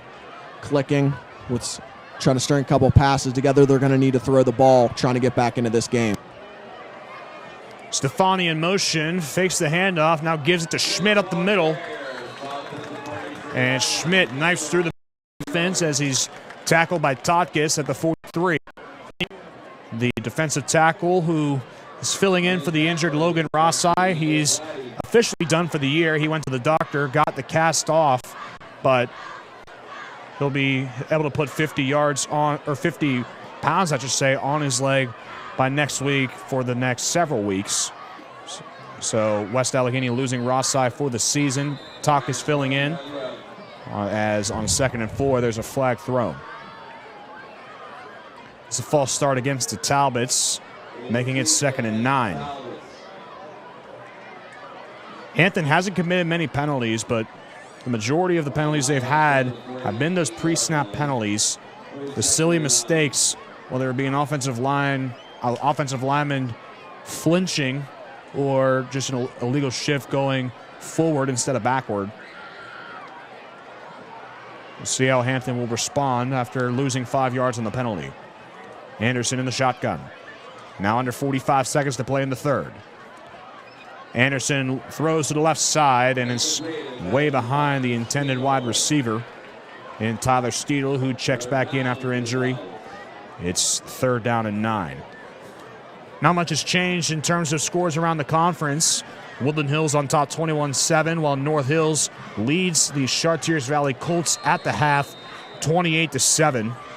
So Char Valley, after getting their first win last week against Moon, lays an egg in the first half against the North Hills Indians. 3rd and 9 from the 48-yard line. Anderson again in the shotgun. You can maybe expect a pass here. Anderson drops back, 3-step. Runs to the left-hand side, trying to get away from Vandamia, and he scurries out of bounds at the 49. And it's a loss of 1, putting Hampton back at the original line of scrimmage, 4th and 10. Hampton's had the most success today, Brandon, when they kind of spread the ball around. You've had 5 different Talbots run the ball so far today, including Anderson. And then you've had 3 different Talbots catch the ball. So, I mean, definitely a lot of variety in this offense. Charged by the quarterback Anderson, who couldn't escape Vandamia, and Baraducci will punt for the Talbots. There's a flag down as Baraducci's punt is taken at the 17 by Ledford. Ledford tries to race his way past the kick coverage. He gets down to the 38-yard line. And we're going to get a second flag after the play as Brock Downing was maybe hit down as the play ended by Doug Obenrader. We'll wait and see what the call is from our refereeing crew of head referee David Berry, umpire Mike Estermeyer, head linesman Bill Schottenheimer, which is Marty Schottenheimer's distant cousin, line judge Dave Truffa, field judge Paul Koval, and side judge Kevin Rombach. First flag is waved off, which was the pre-snap penalty, so we'll wait and see what the second one was. It's a personal foul called against Hampton.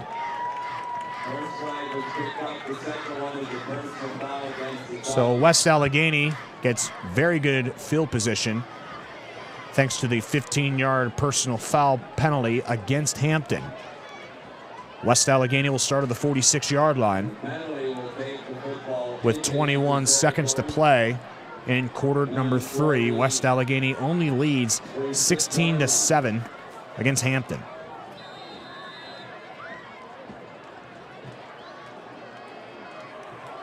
New Wildcat running back in, that's Kyle Merritt, the sophomore, as Hampton will have to take a timeout.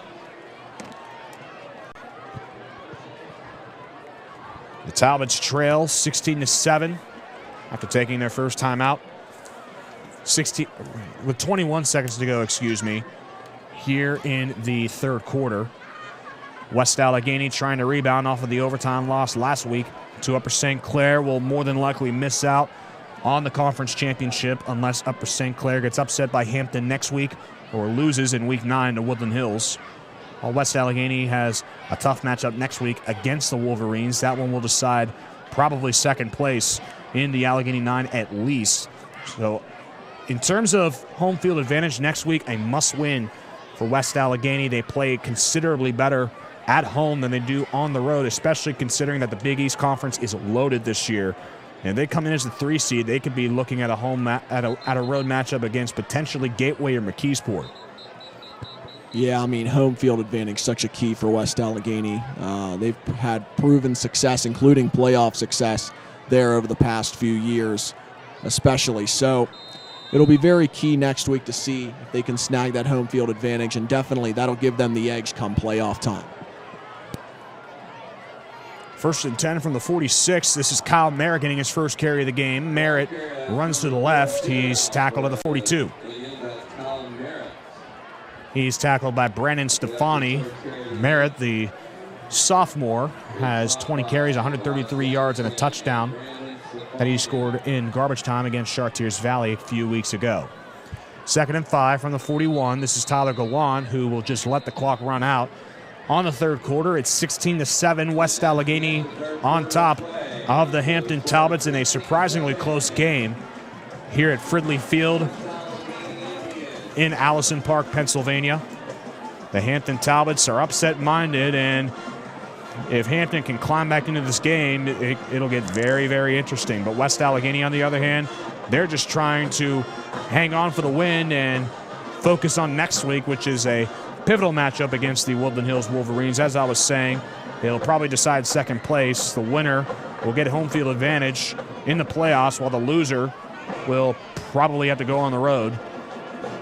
And again, whether that be against a team like Gateway or a team like McKeesport, they're two very, very high-powered teams. And put it this way, I wouldn't like whoever's chances, what if they were the number 3 seed out of the Allegheny 9 to go play Gateway or McKeesport. Those teams are loaded. Absolutely. I mean, the Allegheny 9 has basically established a top 3 with USC, West A, and Woodland Hills. So it's basically just how that shakes up in terms of how they finish. But those top 2 teams are almost guaranteed a home playoff game, and West A needs to make sure they're one of those 2 teams. And especially with a team like Gateway or McKeesport coming into town, they need all they can get. Especially with McKeesport, they're averaging 400 yards rushing a game, but that's only because they throw maybe 3 times a game. And it's a lot better than having to make the trip to one of those places instead of hosting. West A, obviously, you just mentioned how many times their home success. 2nd down and 5 from the 41. Vandemia in the shotgun in the Wildcat formation. Vandemia bulls his way over to the 37 as he's tackled short by Ross Anderson and Tyler Steedle to make it a 3rd down and short.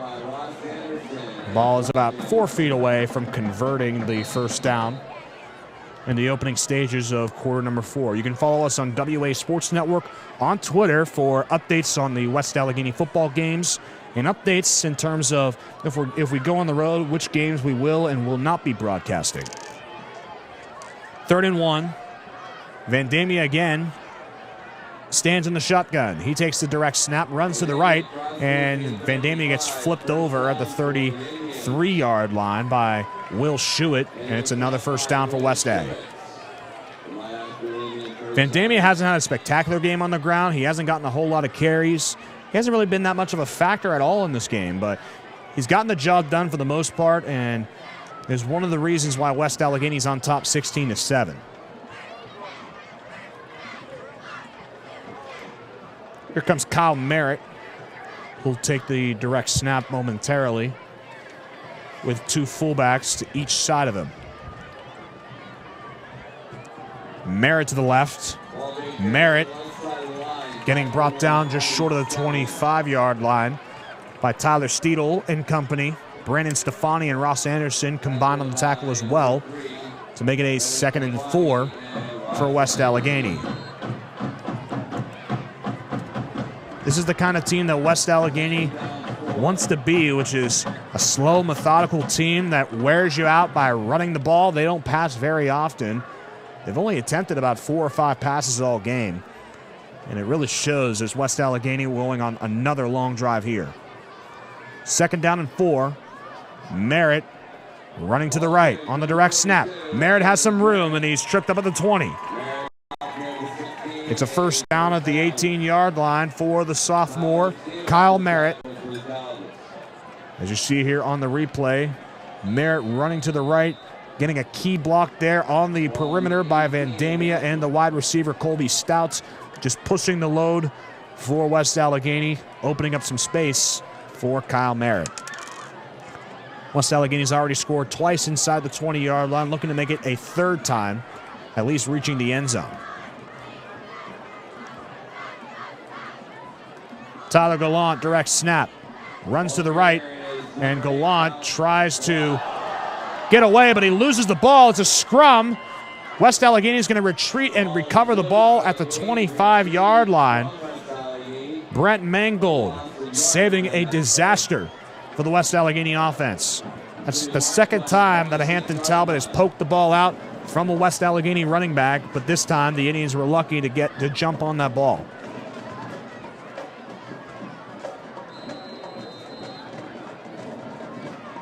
So it's a 2nd down and 18 to go from the 26-yard line. Here you'll see Cam Cruz checking in on the season. He's 23 for 39, 210 yards, and a touchdown. As Cruz rolls to the left but throws the opposite side to Anthony Takis, the fullback. Takis down to the 10-yard line, and he's caught from behind near the 1st down marker by Ross Anderson. Anthony Takis, the meatball, rolls his way down to the 9-yard line. Love the approach there from West Allegheny. You saw Cruz kind of retreat and roll to his left, but then kind of turn around and check back to Takis, who was wide open on the right side, far side of the field, to catch it and scamper upfield for a significant gain there for West A. Takis hasn't caught a pass since week 1 against Fox Chapel. 2 catches for 17 yards. That last play there was good for 17, his longest catch of the season. And on the 3rd and 1, Cam Cruz will sneak it up the middle, pick up the first. Let's see if he can hold on. And he will. 1st and goal coming up for West Allegheny at the 6-yard line with now just under 8 minutes to go in the game. West Allegheny looking to put this game practically out of reach if they can score a touchdown here on the conclusion of this drive, I should say. I like that play call as well there with the Cruz keeper up the middle. That's the second time West Day's done that this game, and they've been successful both times. It keeps the clock rolling as well. Tyler Gallant would have taken the snap if West Allegheny didn't call a timeout, but they will do so with 7:31 showing in the game. West Allegheny trying to put this game out of reach against a very scrappy Hampton Talbot team who is trying to upset the defending WPIAL champions on homecoming, a night in which one of their own was crowned homecoming king in Blaze Smith. And Blaze Smith feeling an ultimate high, and the Talbots would like to feel one of their own by if they can come back from down 9 with 7:31 to play in the game. West Allegheny offensively, they haven't had that big play unless you count that early pass play from Tyler Gallant to Mateo Van Damien. They've been very slow, very methodical, and really the longest play of the day ever since has only been a 22-yard run. There's only been 2 plays this game where West Allegheny's gone over 20 yards on a single play. Yeah, they definitely haven't spread the ball out too much. They're very slow, as you just said, but the good news is at the end of games like this, you keep that clock rolling. Eating up already about 5 minutes of this fourth quarter, so they're doing exactly what they want, trying to score and run down time. Nico Flatty running to the right. Flatty is stacked up at the 4. Yakic and Anderson bring him down. Anderson's been everywhere offensively and defensively. He's been making several tackles on Nico Flatty. And it's a second down and goal just outside the 3-yard line for West Allegheny. Nico Flatty already scoring twice. A pair of 1-yard touchdown runs for the freshman. See if he can get in from 3 yards out for the 3rd time tonight. Flatty with a fullback to each side, and Van Damien to the left, Takis to the right. He's going to take this direct snap. He runs up the middle, and Flatty close to the goal line, but the ball is loose again. And it's Hampton football.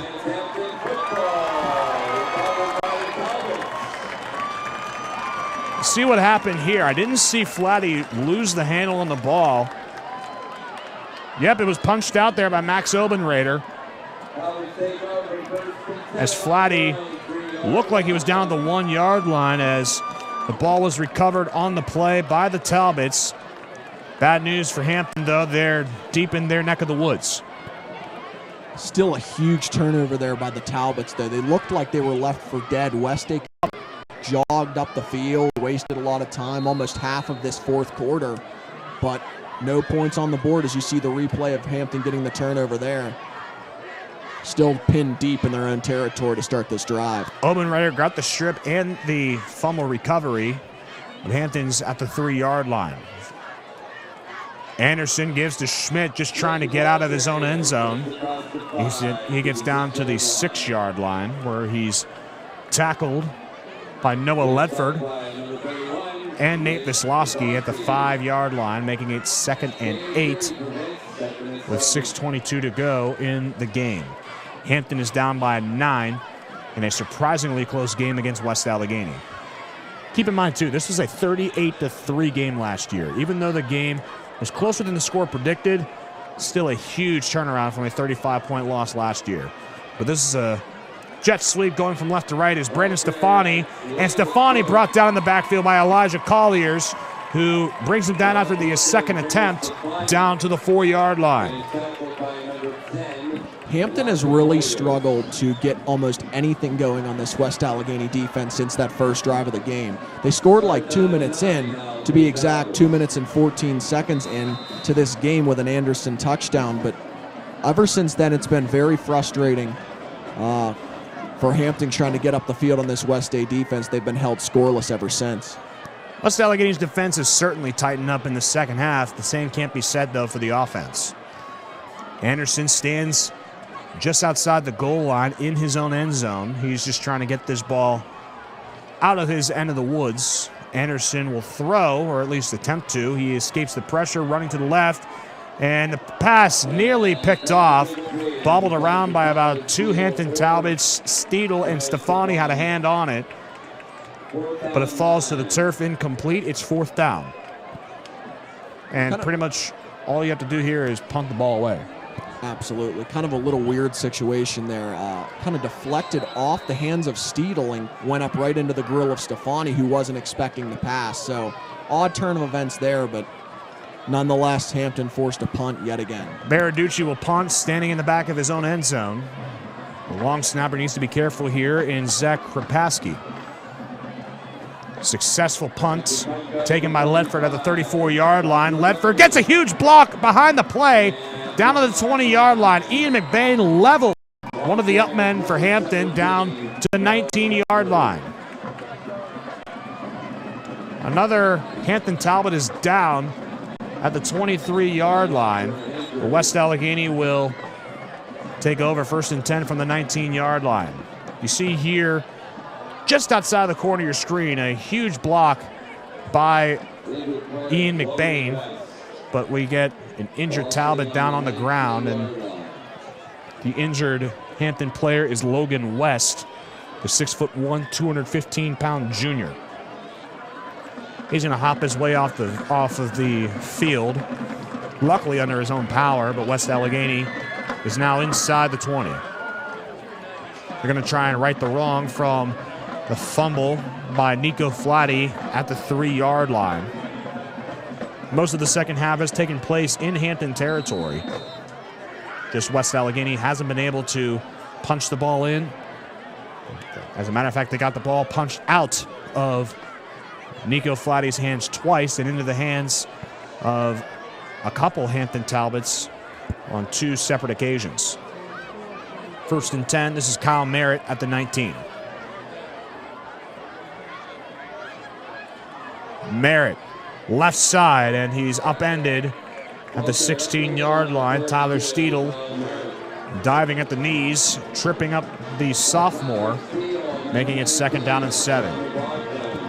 Merritt didn't see much action in the first half, but he's played a very significant relief role so far in the second half, especially after the couple turnovers by Flatty, 2 fumbles, and Merritt's been able to kind of solidify the backfield there for West A in the second half of play. 2nd down and 7 from the 16-yard line. Cam Cruz splits out as a wideout, but another timeout is taken by West Allegheny. Bob Palco not very pleased with the call made by sophomore quarterback Cam Cruz, and the Indians are out of timeouts. 4:11 to play in the game. The Indians lead 16-7 on a chilly night in western Pennsylvania.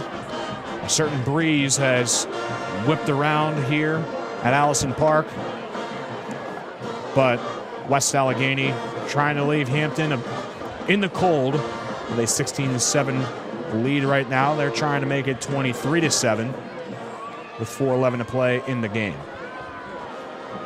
West Allegheny has a tough matchup next week against Woodland Hills, who has pretty much climbed back from the dead after a coaching situation forced Tim Boster to take over as the head coach for Woodland Hills in a sticky situation after a slow start in which the Wolverines went 1-3, losing to Gateway, Penn Trafford, and Fox Chapel. They've dominated ever since and have the #1 defense in the Allegheny 9. But it's now 2nd and 7 from the 16. Kyle Merritt running to the right-hand side. Has some blockers. Down to the 10. Down to the 5. And he's brought down from behind by Mike Yakic at the 3-yard line. 1st and goal being set up for West Allegheny. Let's see if they can hold on to the ball. Trying to get in from 3 yards out. Great blocking there on the right side by Colby Stout.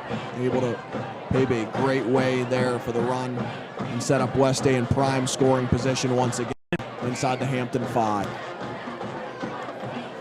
1st and goal from the 3-yard line. As you're going to see on the replay here, Tyler Steedle was blitzing on the outside linebacker position, picked up by McBain, but Merritt dives to the end zone and he's brought down to 1. Anderson cut off the trail by Merritt trying to get in, and West Allegheny is a yard away from scoring what would be the nail in the coffin with just over 3 minutes to go in the game.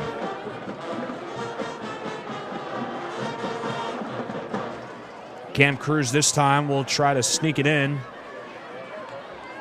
Hampton brings everybody, but Cam Cruz pushing the pile backward, and he fights his way into the end zone for the West Allegheny touchdown. Cam Cruz, third QB sneaker, this time gets in for the touchdown, and West Allegheny takes a 22-7 lead with just under 3 minutes to go in the game.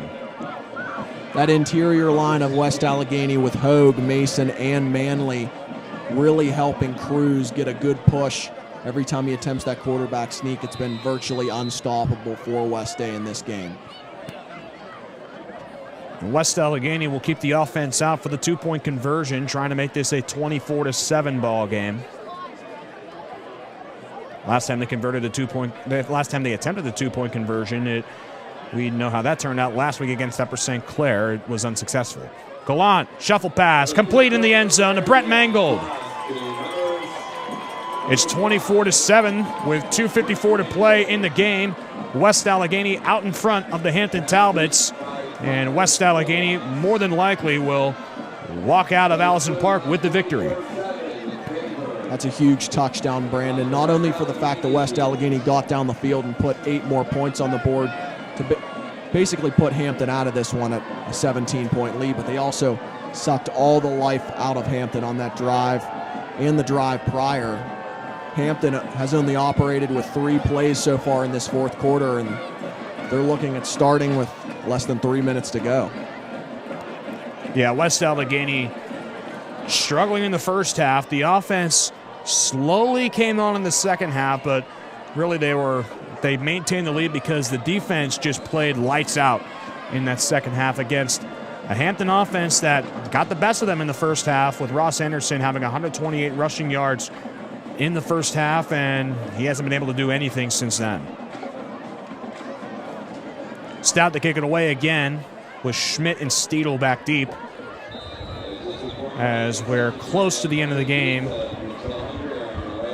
West Allegheny on top of the Talbots. Stout booms it, taken by Schmidt at the 11. Schmidt hit hard as he crosses the 20-yard line by Kyle Merritt.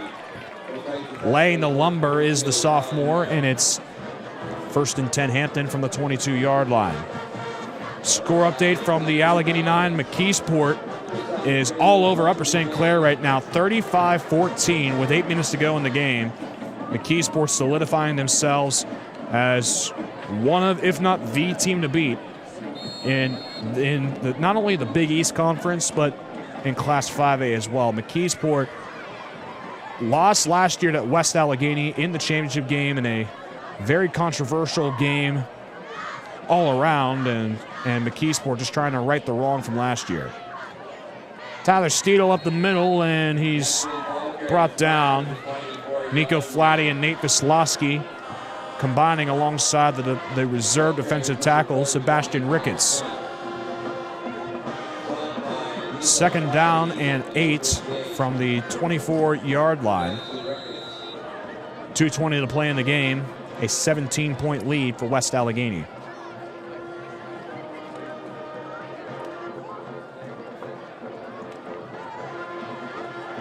Anderson in the shotgun again with a receiver to the left. Expect a run here. Steedle up the middle. Has some space, and it gets quickly closed up by Nate Vislowski, crossing the 32-yard line, which is where he needed to go for the Hampton first down. The interior of that offensive line, led by center Blaze Smith, open up a small hole for Steedle to run through, and he capitalizes on that run. Hampton will fall to 2-4 in the conference, 2-6 overall, while West Allegheny will move to 6-1 overall and 5-1 in Allegheny 9 play, as most of the reserves are now in for West Allegheny.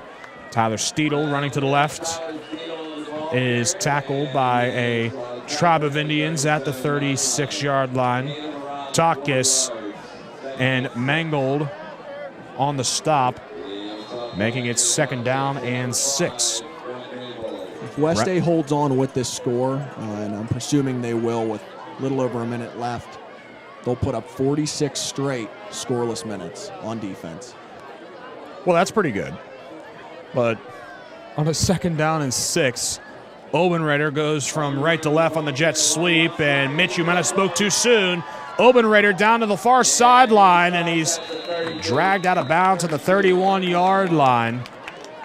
Making the stop, the freshman Paul Newton, transfer from Keystone Oaks.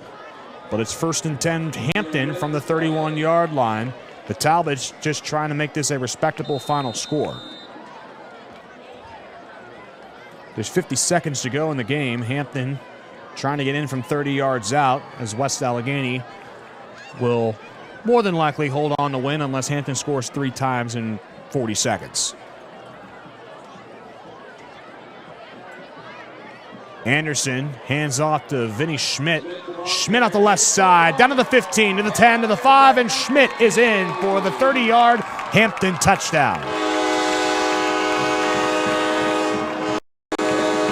Vinny Schmidt, the backup running back, gets in from 30 yards out. A hole created on the left side of that offensive line, led by left guard Ryan Mankiewicz, the freshman, and the left tackle Carson Etters.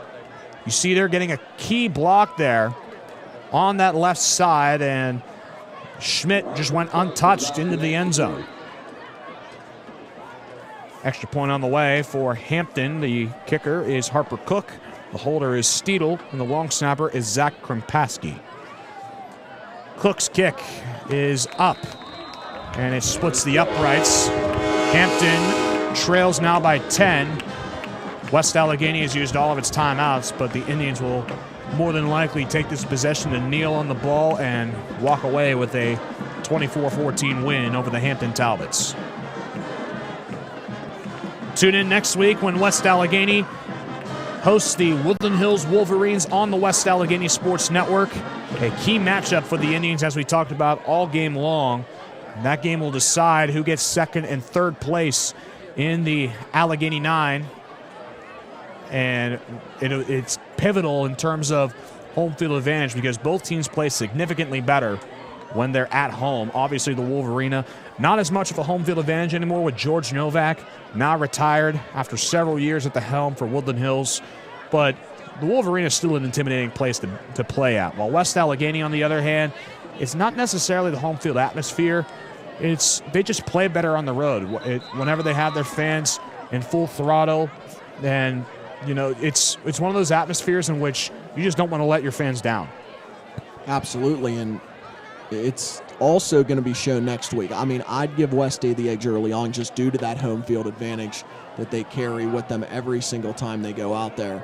And that game being played at Joe D. McKellar Stadium next week for West A will make a huge difference, in my opinion. However, keep in mind, too, Woodland Hills is undefeated on the road, which is rare considering they have a losing record at home this season. Cook will attempt an onside kick, and it's covered up by Zach Hogue on the interior line, and West Allegheny will take over 1st and 10 from the 48-yard line and will likely go in victory formation with 24 seconds to go in the game. Head coach Bob Palco will get his 206th win against the Hampton Talbots. He's undefeated against Hampton. Had some classic battles against this very tough Hampton team. Like in 2004, a 10-point win, a shootout at Pine Richland Stadium. 52-42 was the final over in 2004. 2008, Hampton went 1-8, but gave West Allegheny a tough run for their money. 10-9 was the final off of a game-winning field goal in the final moments of the game. And this season, a 10-point victory for West Allegheny. They defeat the Hampton Talbots 24-14 here at Fruitley Field in Allison Park, Pennsylvania. West Allegheny avenges the loss from last week. It wasn't pretty, but it got the job done. It's It's a W across the board. Defensively, they played very well in the second half, minus the touchdown at the end of the game. But offensively, they need to figure some stuff out. The passing game, non-existent, which is expected considering West Allegheny is a running team. But the running attack for West Allegheny sputtered in parts. Nico Flatte was a 100-yard rusher, but he fumbled the ball twice. And against a team like Woodland Hills, the best defensive team in the Allegheny 9, that's something that just can't cut it. 100% agreed, Brandon. I guess you could use the analogy a win is a win for this team here tonight. You got the W. You move on to Woodland Hills next week. You don't need to worry about back-to-back losses or any of that. Next week's a big game. You need to sharpen things up. The defense played well. The offense needs to get things going, and they need that offense next week if they want to defeat the Wolverines at home. Woodland Hills comes to town next week. Stay tuned on the West Allegheny Sports Network. We'll have the coverage of that game. It'll be me, Brandon Rossai, alongside Sam Hicks and a newcomer from Waynesburg University. He'll be joining me on the call next week from Joe P. DiMcCullough Stadium. But for Mitch Montani, I'm Brandon Rossai saying so long from Fridley Field over in Allison Park. Final score, West Allegheny 24, Hampton 14. Thank you so much for joining us on the West Allegheny Sports Network.